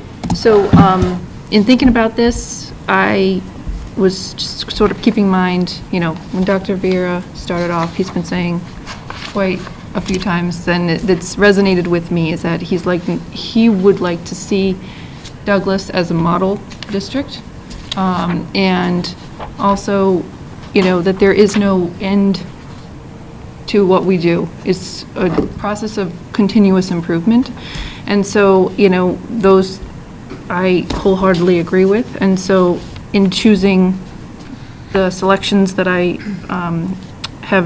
have, it's in keeping with that vision in mind. So I picked for the standard 1, we talked about instruction at the last meeting, and my number 1 was student engagement. Standard 2 was a little bit more difficult. We talked about the environment, and I was focusing on social and emotional well-being, which I think we all have set a priority for our district this year. And that kind of goes with student health and safety, but I kind of singled out social and emotional well-being for this year. Standard 3, we chose the sharing responsibility indicator, and I selected both the student and family support. I think those are equally as important for student success. And for standard 4, we chose the continuous learning indicator, and under that I chose continuous learning of staff. Shared vision indicator was another one that we selected, and obviously there's only one there, so shared vision development was important to me. And managing conflict indicator was something we picked last meeting as well, and I picked consensus building. Curious to see what others thought. Remind me how many of each we're trying to end up at, please. I think I did 7. 1, 2, 3, 4, 5. You had 7. So I think we were in that 5 to 7, 5 to 8. I eliminated half. 5 to 7, 5 to 8 is what we talked about. Are we doing. supposed to hit each standard? I think if you're asking me personally, Yeah. I think it's important to hit each. Okay. To hit each standard. Okay. They're each important for so many different reasons. Yep. So I think it's important to hit all 4. All right, so I'll just talk. All right, so for standard 1, the most important to me was meeting diverse needs. And then I also liked, I know that we sort of talked about different stuff. I liked E1 as well, data-informed decision-making. So those were 2 that stuck out to me. Of course, I like student engagement and quality of effort and work too, but meeting diverse needs was my highlight there. In standard 2, I also like social and emotional well-being, but sort of based on the conversation tonight, which I think that we should take seriously, I was looking at student health and safety. I think that, we have fairly robust SEL in place, especially, I think that's something we do well, especially with COVID. So if I look at 11A4, sets high expectations for student behavior and establishes district-wide routines, policies, this is proficient, and systems that A, foster safe and supportive school environments, and B, prevent and address bullying or other unsafe behaviors, regularly checks for implicit bias in decision-making procedures, and provides training for administrators to uphold these expectations. Just based on what we've heard tonight, I feel like that's a weakness. So maybe that's something that we need to focus on a little bit more. I also had student support for standard 3. And my primary one in standard 4 was response to disagreement and conflict resolution, but I can also shared vision development and consensus building. They're all pretty related, so that's where I was at. So a little different than Monique and some overlaps as well. Oh, and the other one that we didn't really talk about, the fiscal systems indicator under standard 2. I liked how that's about clarifying why budget decisions are made the way that they are. I often feel that just the nature of what we do is kind of piecemeal, like, are we going to spend money on this? Are we going to cut this? And it kind of happens throughout the year. So beyond the budget subcommittee, I think it could be nice to have a better communication with the school committee and families, like why money is spent the way that it's spent. Those are the ones that, I know we can't do all of them, but those are my faves. Well, I chose almost all the same ones, except the only difference I think maybe might be standard 4, because I like 1 and 2 on F, both of them, but they kind of go hand in hand. So I was like, is there any way to mesh them together to make one? Because I liked the part where we get everybody in a consensus, but then you're displaying it for the administrators and in number one, and passing it through this district. So that's a big one for me. F1 was, I was trying to pick one or the other, because they do sound quite similar. So I could potentially go either way on that one. But you reverse engineer it either way, Yeah. because you need one without the Right. other. Correct. So, I mean, I think they pick one kind will of, be to me, okay. Yeah. It was like, what would be a label that picks both? I thought consensus would be the end result of Yeah. both of those, but, I agree with both. Julie, do you have an opinion? Sorry, I'm trying to get into, I'm struggling with this Gmail thing here. It just isn't working for me, so I'm trying to go off my memory here. I mean, everything that we've talked about, I don't have any issues with what other people are saying. I do still think that social and emotional well-being is a significant thing here. One of the things that I noticed here is over the past, and too bad Josh left because I could speak more directly about it, but we've not done, back up. So to go to number 4, which was the environment, which is student health and safety, I think that also should include, if we're going to go that route,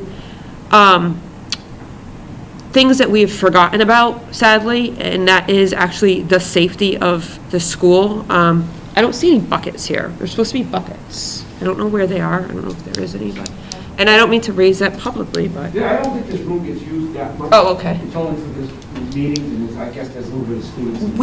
We just need to have some more trainings. And again, I want to be careful with what I say publicly, but if you can read between the lines, I think that it was lacking last year, and I know why, but we need to prepare the kids a little bit more in case of.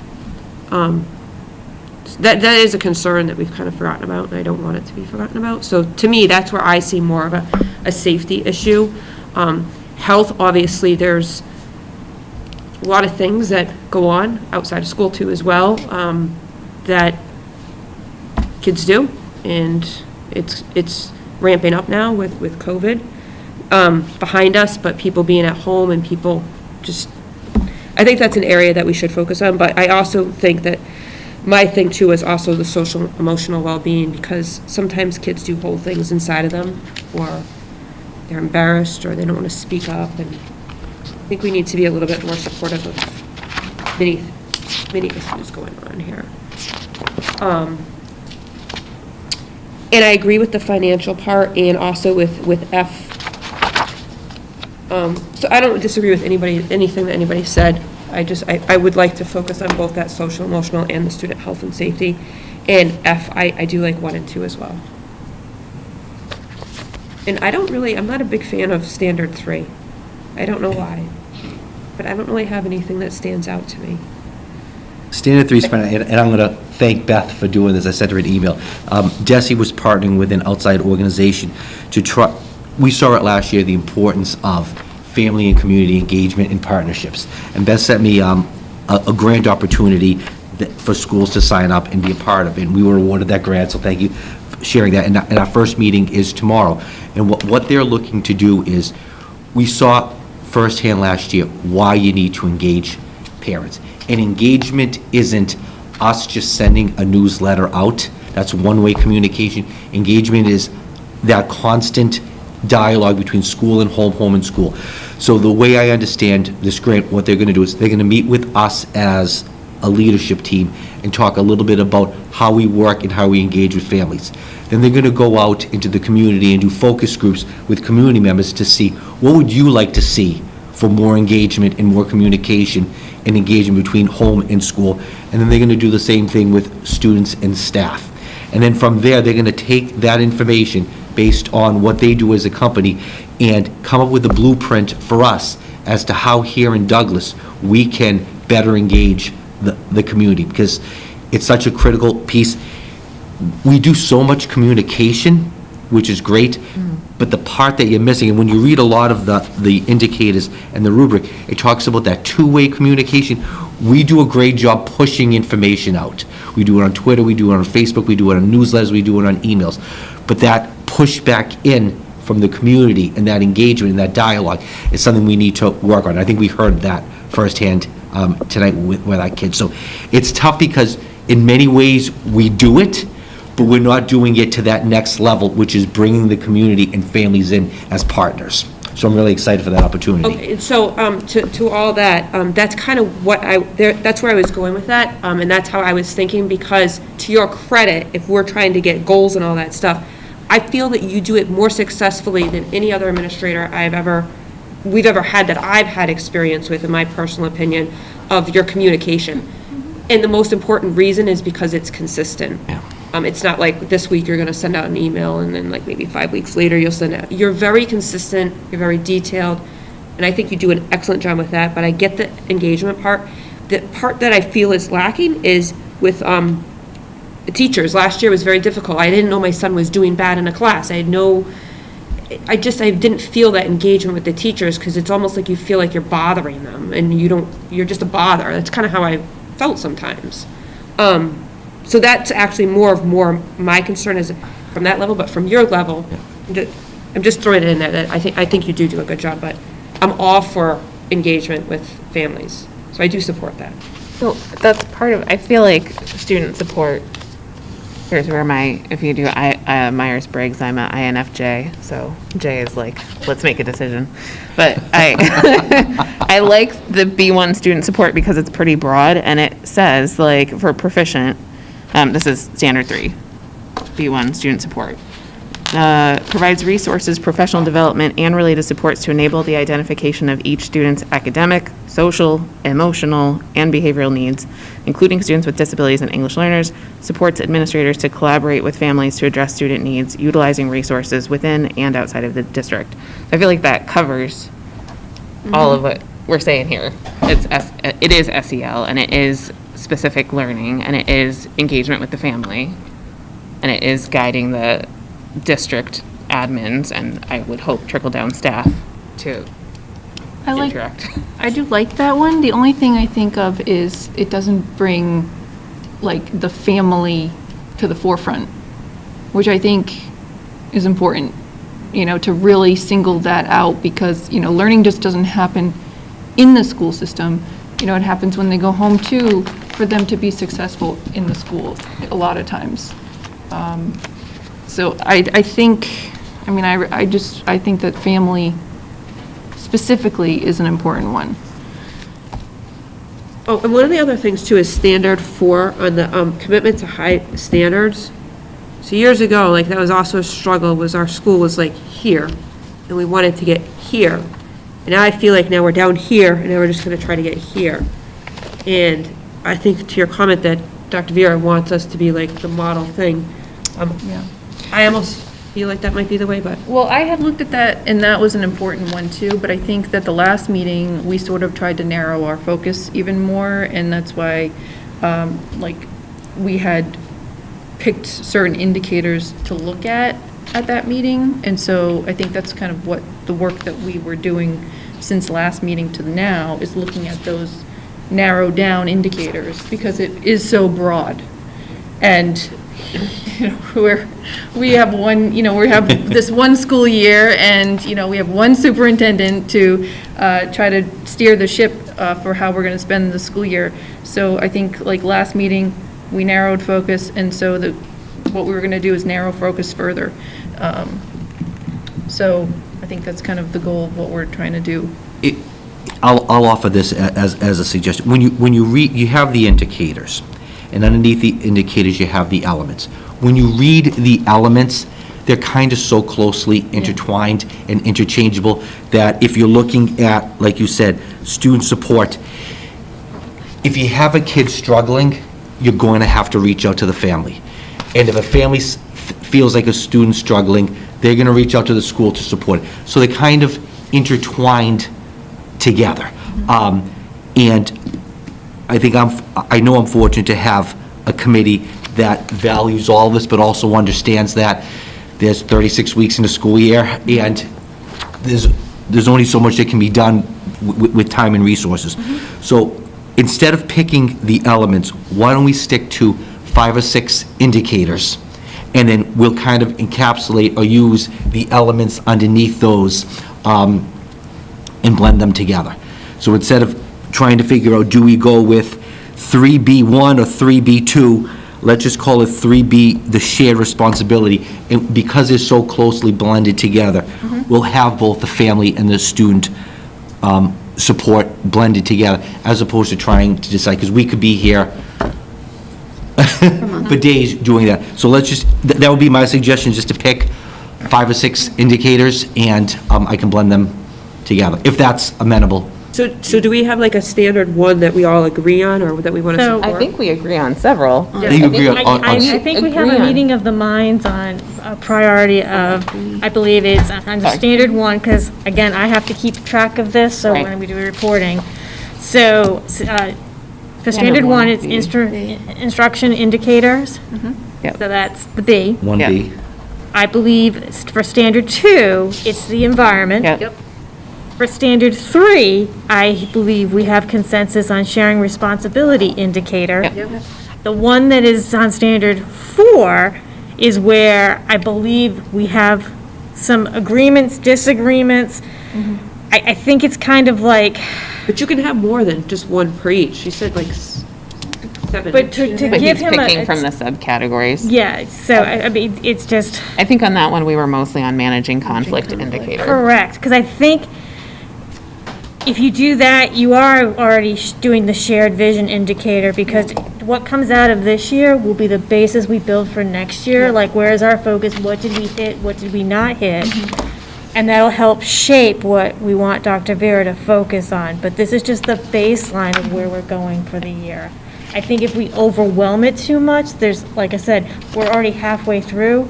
I would like to, for next year, do a summer retreat where we sit down and look at this, do a deep dive in, what did we do well, what do we think? If we can get involvement from the community for feedback on how we're doing, what do they need, I think we heard this evening. So it's that collaboration, like how do we brainstorm and bring all of these people in the community, the administrators, the teachers, the parents, everybody together to be collaborative so they understand how we set our goals. If you look at, like you said, 4F, if you're building consensus among people, you have to be managing conflict. Right. So I just went and I read proficient example. So if you're building consensus, as part of building consensus towards a project, towards a mission, you're dealing obviously with some form of conflict, and you have to manage that. So the two are, Okay, so I'm okay with switching around then. I'm gonna start in with consensus. So that's good. I agree with that. I'll get rid of my idea, and I'll go with the groups. Because I think if we manage this well, then I think for next year, we can focus more on the fiscal stuff of it. And it just like, it gives the building blocks, like where we should be focusing versus like where we're injuring right now, and we're like a quarter of a way through. I think we're all in consensus with that. So, progress reports have gone out. So if you think of your old high school terms, there are 4 terms. We're halfway through term 1. So we're 1/8 of the way through the school year already. So I think that's something that you're already starting to do, Dr. Vera, is with the continuous learning of staff. If we want to see change and a positive change, we have to help give our staff the tools to be able to do that so that they're not stressed about it, they're happy to do it. It's an exciting time for them to learn and to learn how to, best serve individual students. So I think the learning piece is huge for them to Correct. feel comfortable with change. And if you heard Cindy and John talk about the 2 to 3 year plan we have with literacy, that's going on, that's very exciting. John and Bob talked about their common planning time, where teachers are meeting once a day to talk about instruction, talk about teaching and learning, looking at kids. So we're trying to build it. And one of the things we talked about today in our leadership team meeting was, and this is common throughout the United States, a lot of times when districts do professional development, someone comes in, they're there once for 4 hours, and then they're gone. And then if you weren't there for that PD or you have follow-up questions, it's really difficult to do. So having Claire here for 3 years is fantastic. The PD here with Star, that they're going to come back and meet with people, is fantastic. The common planning time, which is happening at the middle school every day, and I think the elementary school once a week. It's happening on a continuous basis, so you can continue to have that professional development and create those learning communities with teachers, as opposed to having that person who comes in once, does what they does their 4-hour PD, and then leaves, and teachers are excited, but then when they have a follow-up question, they're in the dark, or you have to pay $2,000 for the person to come back. Yeah, so it's difficult. Well, even Mrs. Socha said, when they started to use the STAR, there was a lot of anxiety around it, and then they learned it, they saw it, how it worked, and now there's seems to be some comfort level around it, and they're eager to use it more. So that's what I want to. I would love to see more of that and see that momentum continue, because I think that serves everybody the best. So if I'm hearing correctly, it was 1B, 2A, 3B, and 4F. Yes. And there's no battleship references here. I had to, it was too easy. That's right up my alley. But we all got it. You all got it? All right, perfect. All right. So I'll work on my goals. I'll try to have them for the next meeting in October. It might be the first meeting in November.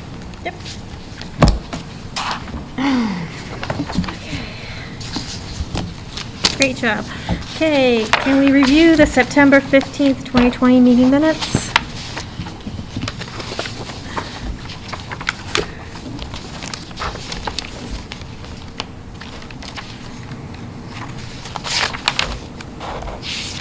There's nothing out of the ordinary. Are you looking for a motion? Make a motion to approve the September 15th, 2021 school committee meeting minutes.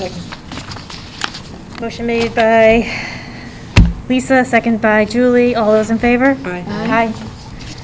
Okay, next thing is establish the after-school enrichment program at the middle school. Mr. O'Brien, we kept you here just for this? Thank you for staying.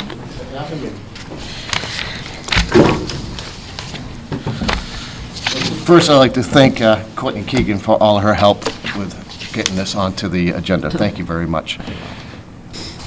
As we heard throughout this meeting, it's important for students to have a place where they feel they belong, that there's at least one adult that they trust, that they can go to with anything.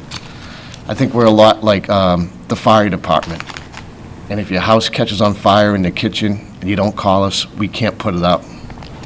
And if you fail to call us and the whole house goes up in flames, then it's all a loss.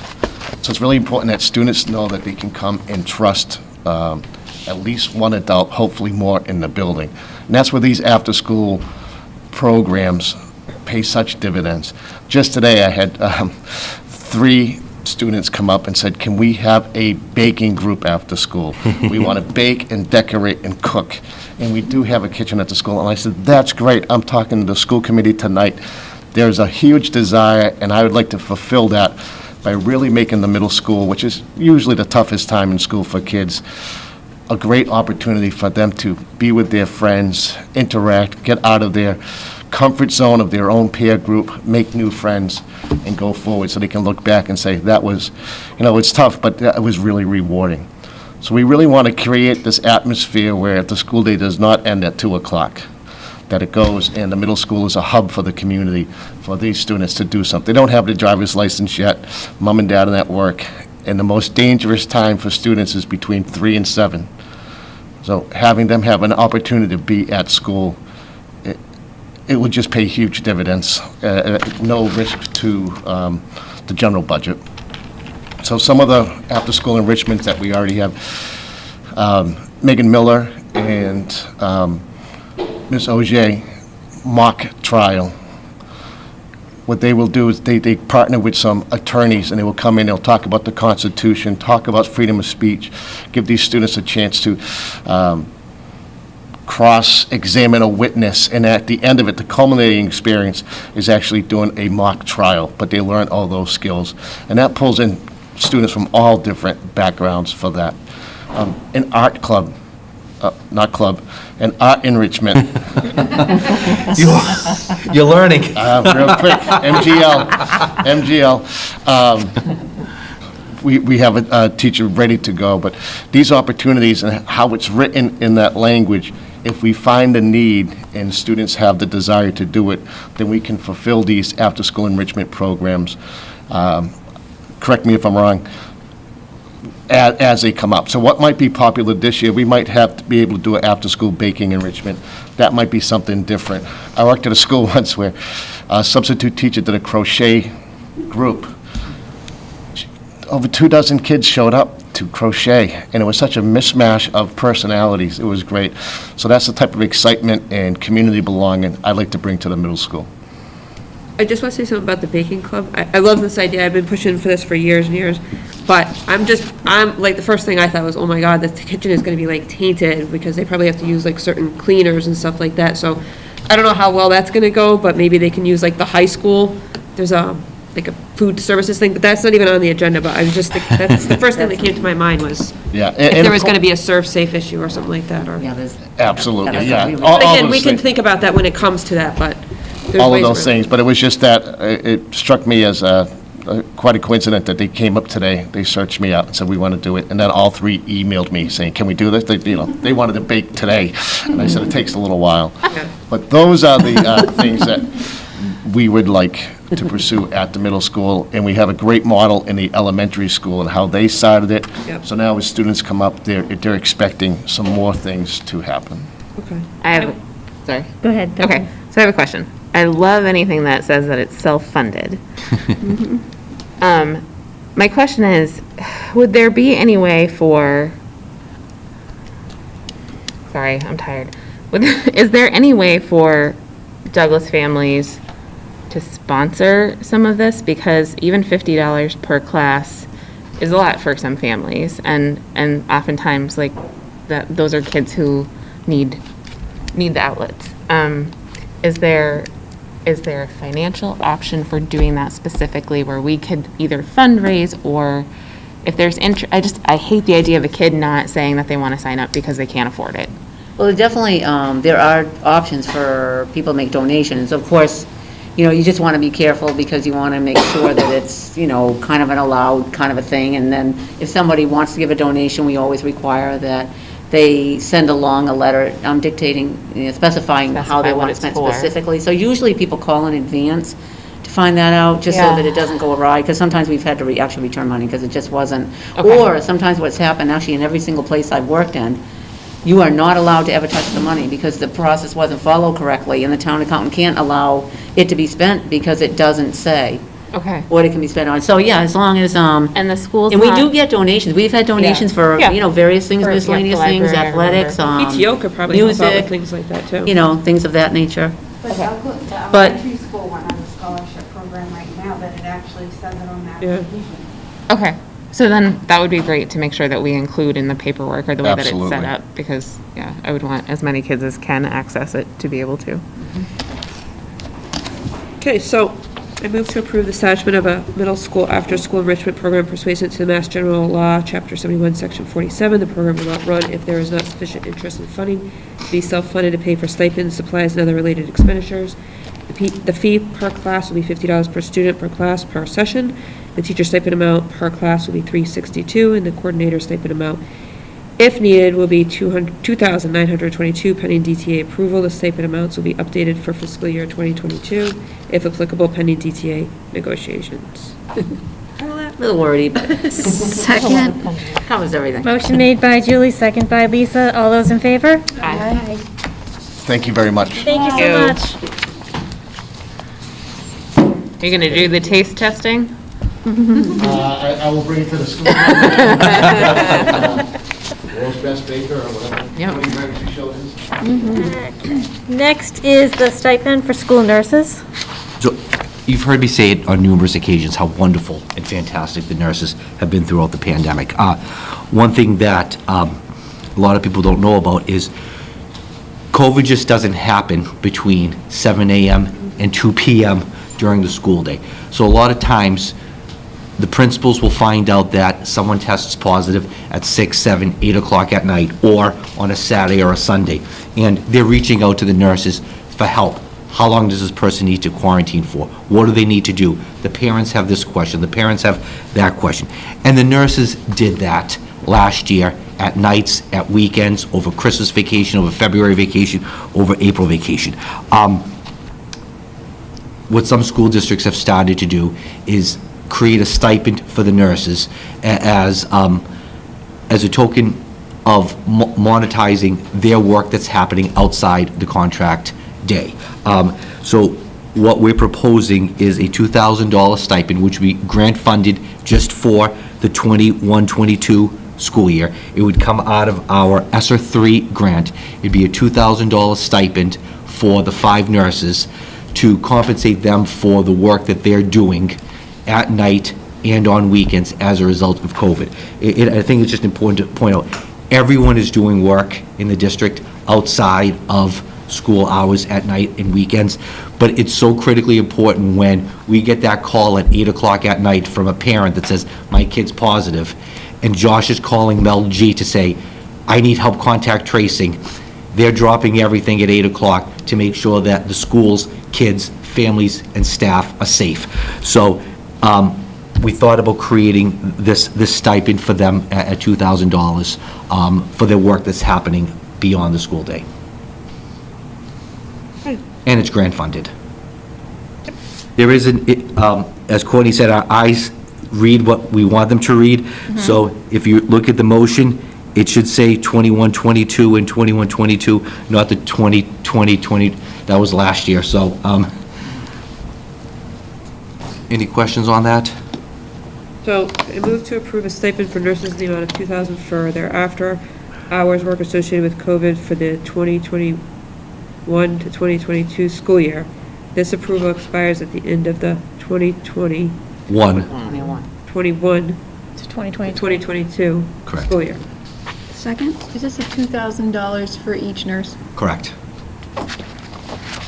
And if you look at our stipends, what I base it off of, if you look at our Appendix C, I base it off of what a lot of our most active clubs and clubs are doing at the high school, where teachers are meeting with kids multiple times a week, doing a variety of events. That's where I came up with that. So I base it on our most active clubs at the high school.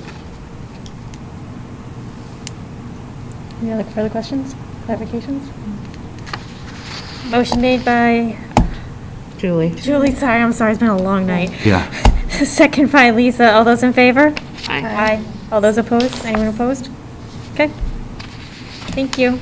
The bus monitor, Ms. Soboleski couldn't be here today, so Courtney is going to speak a little bit about the bus monitor position.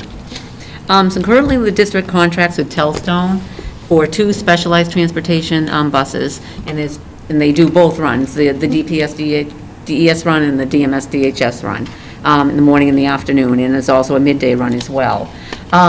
Typically, it's an hour, back and forth for the regular run, half hour for the preschool. Historically, we have been able to find, for the numbers of bus monitors that we've needed for a number of years, either paras or ABAs that are interested, they've got the time, and they've been paid their regular hourly rate. And we've never had a problem until, of course, this year. So, it kind of along theme we were talking about earlier, trying to find people and things of that nature. So, so they are required, the bus monitors are required on each route. So what we've done is, well, first let me back up a little bit. We are looking to incorporate in the contract the ability to still do what we've been doing. So if the need is there and they're interested, we certainly have the ability to point them. But we also wanted to create, and a number of districts do have this, we never needed it, a bus monitor position separate that we would actually post, outside as additional avenue to make sure that we have an adequate number of bus monitors for the routes. So the current paraprofessionals, ABAs, now this is at the current rates, with $13.02 to $22.54 hour, on average,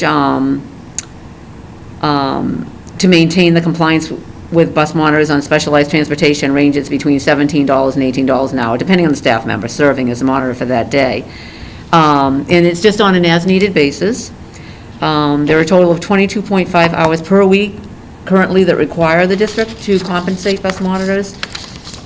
The creation of a bus monitor position within the district will allow us to post, as I stated, for the specific position, and hopefully get consistent monitors each day and reduce the number of administrators that have been actually riding the bus this year.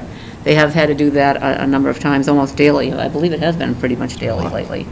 So the financial impact won't be any different. Actually, the rate that we're recommending is $15 per hour, which is a little bit less for the outside posted position. And we did provide a job description as well for it. I don't know if you've had a chance to take a look at that as well.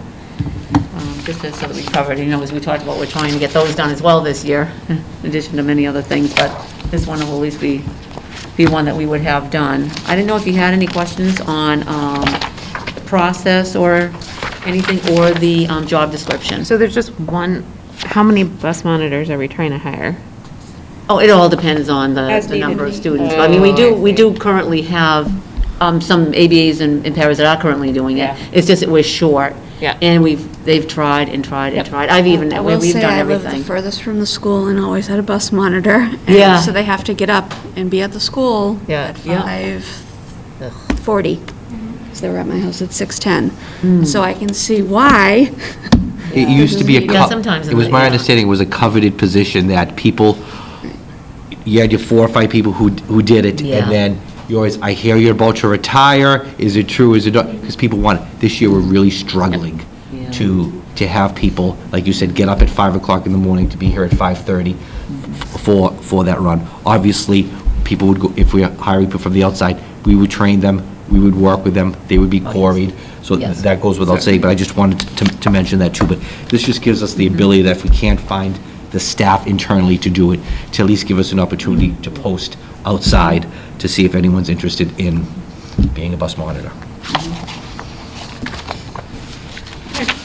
So I move to approve the position of bus monitor and the proposed job description. Hourly rate for fiscal year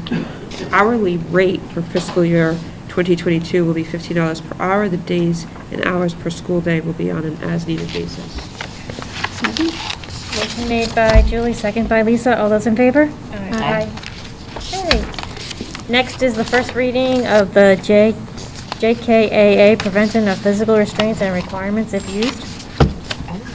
So it's not in here. So we put it on the agenda because it was all set from, Ms. Soboleski was working with Mike Joyce, our attorney, and it was all set to go. About 2 days ago, he noticed a couple of things that were missing from it, and he said, hold off until I can update it, so we're just going to hold off on the first reading until Tara and Michael can look at it and make sure that it's accurate. So, And the first reading of the BDH, Public Participation of School Committee Meeting. sure. So let me go through this. So you'll see in your packet a new policy, or a revised policy on public participation at school committee meetings. The policy subcommittee meeting met twice. Myself, Mrs. Keegan, Mrs. Charniak, and Mrs. Mulder met on 2 separate occasions for about 2.5 hours each time to look at our current policy, look at policies from other districts, and take some input from our school attorney as to how we can relook and revise this policy. So what you see here is the culmination of about 6-7 hours worth of work from our team, and then the lens of our attorney looking at it to make sure that it is legal. So let me just walk through with you. The first 2 paragraphs remain the same as we've had in our other policy. The 3rd paragraph speaks to public speak, and I'll just read it for those of you who are still up and watching at home. Public comment is not a discussion, debate, or dialogue between individuals and the school committee. It is an individual's opportunity to express an opinion on issues within the school committee's authority to ensure compliance with the open meeting law, privacy laws, and other legal obligations. The committee will not engage with the speaker or with one another in deliberation on comments as they are presented during public comment. At its discretion, the committee may schedule issues raised by the speaker for deliberation at a future meeting. So it just clearly spells out why we don't engage in discussion and debate. The next paragraph, again, I'll read it. Pursuant to MGL Chapter 30A, Section 20G, no person shall address a meeting of a public body without permission of the chair, and all persons shall, at the request of the chair, be silent. No person shall disrupt the proceedings of a meeting of a public body. If after a clear warning from the chair, a person continues to disrupt the proceedings, the chair may order the person to withdraw from the meeting, and if the person does not withdraw, the chair may authorize a constable or other officer to remove the person from the meeting. It comes straight from Mass General Law. So to translate this is, it gives the chair the ability to recognize a person. A person can only speak if they're recognized by the chair. The chair does have the legal ability to say, I'm sorry, you need to quiet down, I'm sorry, you can't. And if that person doesn't follow the direction, we have the legal ability to remove them from a meeting. I'm wondering if we should put that in quotations and/or italics so that it's clear, like if somebody's looking at it, it's clear that this is Mass General Law. This is not like something that we created as policy. And that's why we do 3 readings. I could do that, absolutely. The next thing is the following the rules and procedures are adopted. In our previous policy, we had 12. We kind of melded that down to 5. So the first one speaks to, at a regularly scheduled school committee meeting, you have the ability for public comment. The length of public comment is typically 20 minutes. However, at the discretion of the chair, that time may be adjusted. So if we're having a discussion where, like we did last year on COVID or on masks or coming back to school, you might want to adjust that upwards or downwards. So, but typically it's 20 minutes, and that just spells out the length of public speak. Number 2 talks about speakers are permitted to address the chair only when speaking. So everything has to go through the chair. Each speaker will be allotted up to 3 minutes to present. They must start by stating their name, address, and town. The chair may permit an extension of time at their discretion. So again, depending on the situation, we can increase or in some situations decrease the time. And then, as we saw tonight, the chair may favor, in no particular order, speakers who are parents, guardians, students, residents, or in some circumstances, employees or out-of-town people. So again, if we know we only have 20 minutes and we want to make sure we have a certain group heard first, the chair has the discretion to do that. Sorry, could I just add to, with the permitting extension of the time limit at their discretion, what we had sort of talked about was, like, if somebody's in the middle of a sentence, either, if we're going to do drop dead at 3 minutes, we'd have to do drop dead at 3 minutes for everybody. Do you know what I mean? Oh, yeah. So That's why we're doing the hand wave at 30 seconds so they understand. I think it should be, though, and I just want consensus, that I think we always want to hear from the students first. I have no problem with that. I think that just so that they understand that that's really what we're here for. It starts there. And then if they don't get satisfaction, maybe they'll get their parents to come. I mean, not that that's what I'm looking for, but I think that's really where we should be focusing, just based on what we've heard this evening. I think it's paramount that we make sure that the students are heard first before the adults take over, where our focus is with them versus, and it's part of our mission, is we are hearing them and we're reflecting on that, so. One thing I'm wondering is, so you said we can drop down the time limit for public comment. I mean, can we give consideration to that if we have a lot of things on the agenda? And that's why it's there, that's what we talked about, that's why it's there at the chair's discretion. So if you know you're having a lengthy agenda, and you want to, and you can only do 20 minutes of public comment, and you look out and you know that 30 people want to speak, you might say, due to the fact we only have 20 minutes for public comment tonight, and it looks like there are a lot of people here, we're going to limit public comment to 2 minutes or 90 seconds per person. So it allows you to do that, but on the flip side, if you might want to allow for 4 minutes in some circumstances. So it gives the chair the ability. Well, I mean, can we say we're only going to do 10 minutes of public comment? Yeah, that's why it says. That's why it says at the discretion of the chair, correct. Okay.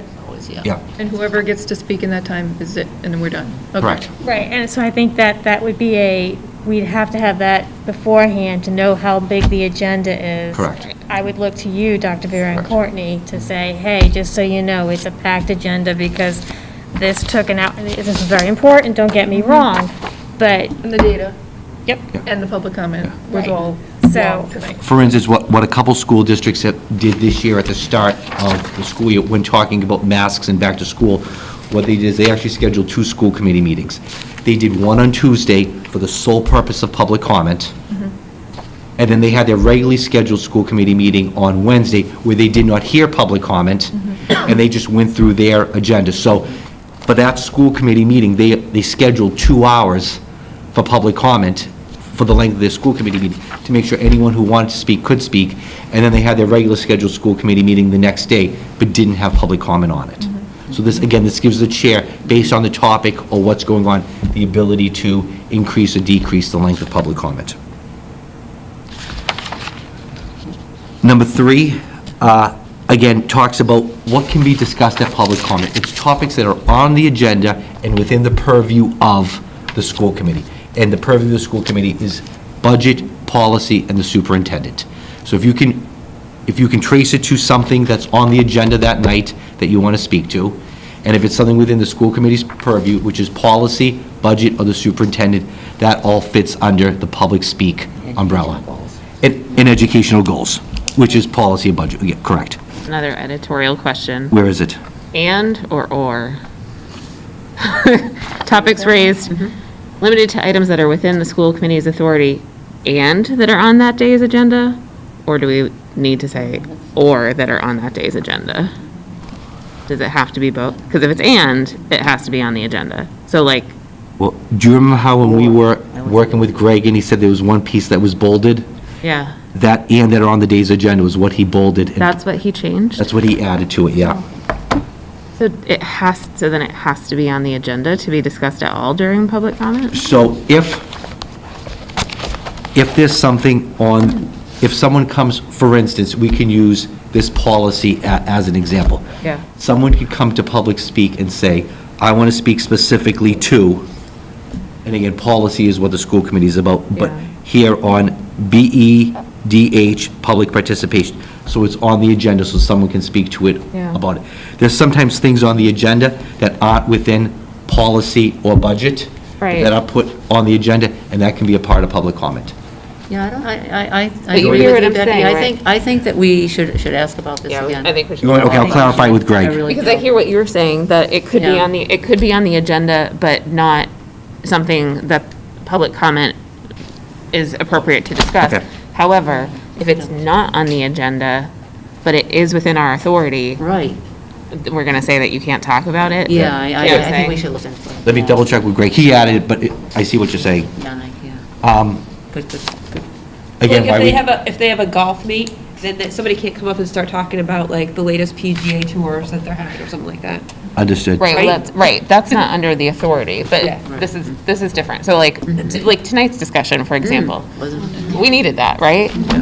I don't want students to have to make a stretch and say like, oh, well, I read this superintendent evaluation document, and inside of there it says health and safety, so now I want to talk about my health and safety, and like, that's ridiculous. They should be able to talk about that because it is under the scope of our authority, even if it's not on the agenda. We want to talk about LGBTQ and like school climate. Do you know what I'm saying?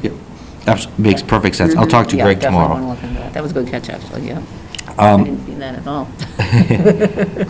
Again, I see what you want them to see. Yeah, that's true. Number 4 speaks to the fact that this form of public comment is not the place to bring up complaints, issues, or concerns with faculty members. Administrative channels are the proper way to do that. So if a parent has an issue with a teacher or a principal or paraprofessional or an ABA, the proper channels to do that is through the administrative channels and not through public speak. And then the last piece really condenses, and we spent a lot of time working on this verbiage, was the chair of the meeting, after a warning, reserves the right to end a person's privilege of address if the speaker is deemed to be using threatening language, breaching the peace, inciting lawless conduct, or using obscenities.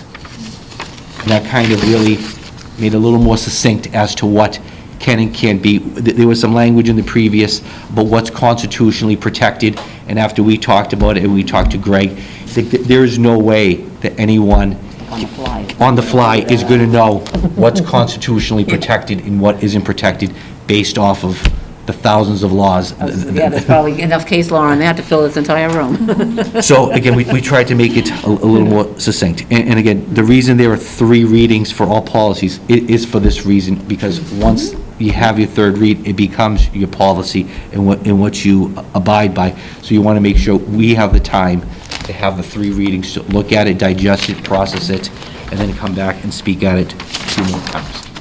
So can school committee address questions that are brought up during that time? During public speak? Yeah, and if we can't answer questions, how are those answers given to those people with questions? Well, typically what I've seen in 26 years of many meetings is typically the chair will say, thank you, sir, we will take that under advisement. And then, and if it is an issue of, and I know where you're going, certainly if it's something that is concerning or whatever, so you want to allow the chance, for several reasons, take it under advisement. That way you have the chance to actually research things, understand, the issue, or to speak to Like, I'm Dr. using, Vieira, let's and look then at address it masks. at a future meeting. Masks, for instance, right? So we had a lot of people who had comments during that meeting and during public comment regarding masks.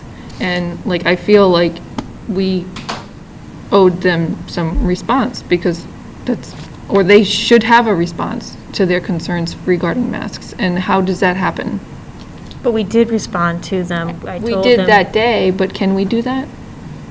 Technically, you're not supposed to respond during public That's the comment key. because That's the key. it could be seen as a violation of open meeting law. So the way it's been explained is, let's say someone comes, and I'll use just a completely different example.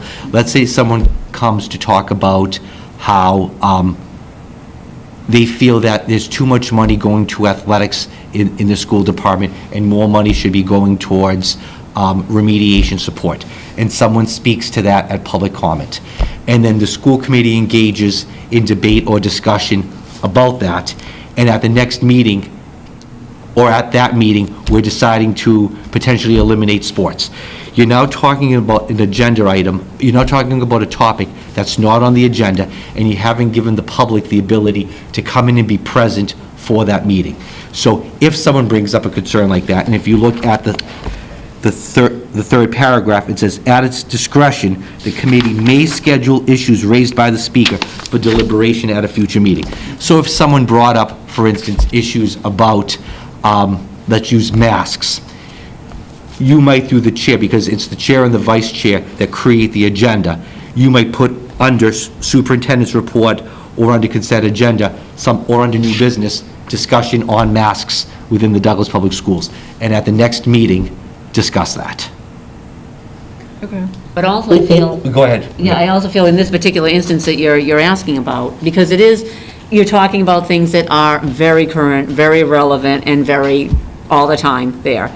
So that's why you do have, old business, new business, and also anything that is something of, ongoing concern. Typically, the superintendent, as he has, usually has it under a superintendent's report. You have the ability, COVID-19 updates.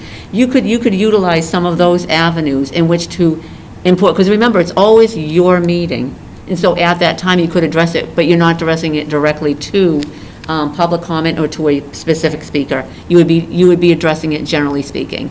So that way you get to your point, Monique, as well, of addressing it as a school committee. Yeah, a few years ago, I think there was some really controversial things that would come up, and that created some issues. In fact, I think there was even some DTA things that came up that they would use that opportunity to kind of talk. And there was you couldn't do that two-way conversation. Right. It's not meant to be negotiations or, Yeah. and this is But it just- was used in that sort of Right. way almost. Right. So. And the moment that we, Lisa says, that's a good point. I do think we're spending too much money on athletics and we should blah, blah, blah. And then the second I say, well, I don't know, Lisa, now we are deliberating. And this is why I don't like the procedural, but the law is the law and we have to tighten up in terms of our procedure. It's pretty clear. I'm lax, but public comment is meant to be just expression of opinions that have to do with the school. And it's for the chair to say, start, stop, the end. And then any of our thinking about it, any of our discussing it, it has to be on the agenda.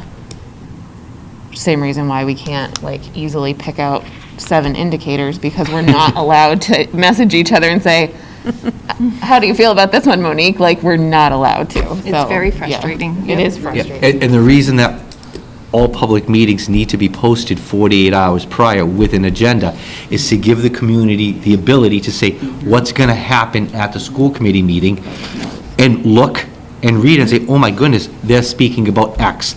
I should be present at the meeting. So if someone's like, I didn't know you were thinking about doing A, B, and C, we can say, well, look, it was posted on our September 15th meeting we talked about. It was posted again and we discussed it at our September 30th meeting, and then we decided to vote again, and we decided to vote on it in our October 12th meeting. You can show that pattern, that it was posted, notice was given. It's not our fault that you didn't read or go to the posting. So if you start having a discussion about something that's not in the agenda, and then deliberating, you run the risk of violating open meeting law. And that's why under a lot of municipal laws, they have required public hearings. As you know, we have a required, school committees have a required public hearing for the budget. Yeah. And that's for that very purpose, because it's the budget. That's their opportunity to come and ask questions and make statements and get answers, and we give presentations. I mean, there's a clear distinction between a meeting of a board of committee, which is to do your business, and a public hearing that's required, is so that you can get to those types of things. So I'll make those edits. We'll do the same process again in 2 weeks, and then again in a month. I know it's late, but I am going to say just a few things, believe it or not, okay? Now, I just want to, only because there seems to be a recurring theme, I just want to kind of update on business and operations with the school, so, and I'll be very quick. With regard to transportation, things are going very well, knock on wood, I guess it's right here. We have a full, we have all the bus drivers that we need. I mean, occasionally the manager does have to drive. They have been able to obtain and train new drivers to at least have a listing of people. We're one of the few bus companies that have it that good, if you've been watching, watching the news and listening to the newspapers. So let's just hope that continues. Everything's been going very well. School lunch, there has been an issue with food deliveries and things of that nature. Of course, again, never happened before in the history of anything I can ever think of. Maybe back in the Depression, and I wasn't here. Can I comment to that really quick? I asked my daughter, I said, is there anything that I should bring up tonight, if you could think of anything? And that was her one comment, is she did say there's some issues with the food. So is that maybe what would be going on? Food in high school? deliveries, food deliveries. What grade is she in? It's a high school. I don't know what that meant. She just said that's something to discuss, so I don't know what that means, but. No, actually, we feel, that we have a new food service director, and she's been doing a fabulous job. In fact, at the high school, she actually did a survey and worked with the high school principal to find out foods that kids might like. So she has been doing a lot of great stuff, improved and increased the breakfast program at all of the buildings. She's done so much since she's been here, which has only been a very short So period the of time. supply isn't the issue? Pretty phenomenal. So the supply is the issue? Yes, or it's not- supply, yes. okay. So that's probably what the issue is. Getting the food. So there And having the drivers Yes. to drive the food from Yes. point A to point B. Yeah, last week she actually had to drive all the way down to Taunton to pick up food. So, and we've had to do a few other things too. So just to let you know that, she's doing the absolute best that she can on the circumstances that she has. She's been doing a phenomenal job. Great communication with all the principals, working with the principals, the breakfast program. Jesus, there's so many things. She signed up with a farm-to-school program. Then there's the Adopt a Cow program.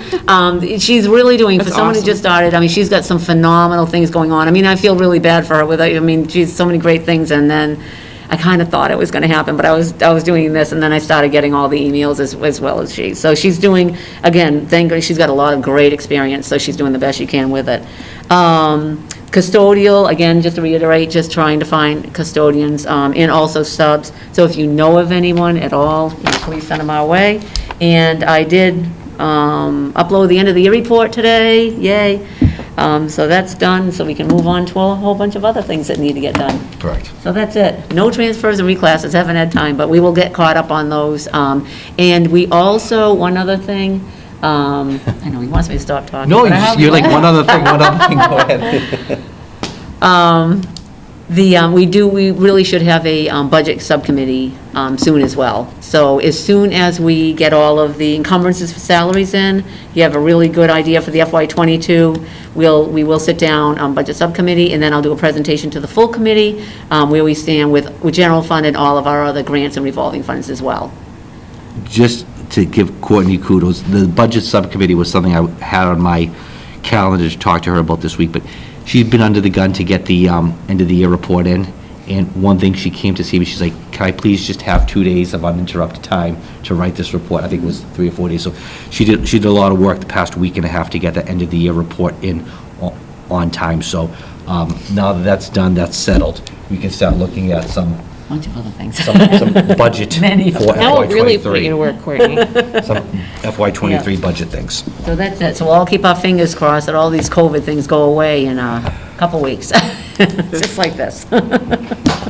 Thanks, Courtney. And that's Topics not anticipated. I know we talked briefly about moving the school committee meeting because of your date. Do we want to So the- discuss that? I figure we can throw it out there. So the first meeting in December, I am away at a conference. It is the December 1st school committee meeting. So what I mentioned to the chair was, we could do a couple things. We could do it on the 30th and have 3 meetings in November, even though it's just a day off, or not have a meeting on Wednesday the 1st and just do everything on the 15th. When is Thanksgiving? Thanksgiving is Week prior. the 24th. There's not a lot of stuff goes on between those 2 weeks anyway. Nobody's even in school practically. So we have a meeting on the 3rd and then the 17th, and then you basically have 4 or 5 days of school before the meeting of the 1st. So again, there's the regular running of the school and the warrants and everything. I don't want to see there be a jam-packed agenda for December. So that's my only concern. When are you around the following week, like the 6th through 10th? I'm around the 6th or the 10th. Okay. Well, so what if we were to cancel it, but then if we recognize after the 17th that the load is getting bigger, or we're having COVID problems or whatever, we could maybe switch it to the 8th. That could work. And then That would if we work. need another one before winter break, we would have some days to play with. Okay. So cancel the one for the 1st, but if needed, hold the December 8th Yeah, date. keep an eye on it. Yeah, so we don't have a 4-hour meeting like tonight. We're going to hold December 8th, yeah. The nice thing is that the chair creates the agenda, so if it gets too long, we can adjust. Call me. Crucial Well, things, you didn't know It's all it would on be that Heather. long. crucial things before the new year, that's it. So, okay, and then we are going to enter into executive session for the purpose of discussing contract negotiations. The school committee will not return to open session afterwards. So I thank you all for We staying. need a roll call vote. Yeah, we need a roll call, but I thank you all. Roll call vote to adjourn at, oh, that's wrong clock. 9:56? 9:56 on October 6th. Julie Becky Mulder. Charnier, oh, Go ahead. Becky Charnier, aye. Lisa Brown, aye? Monique Salvis, aye. Julie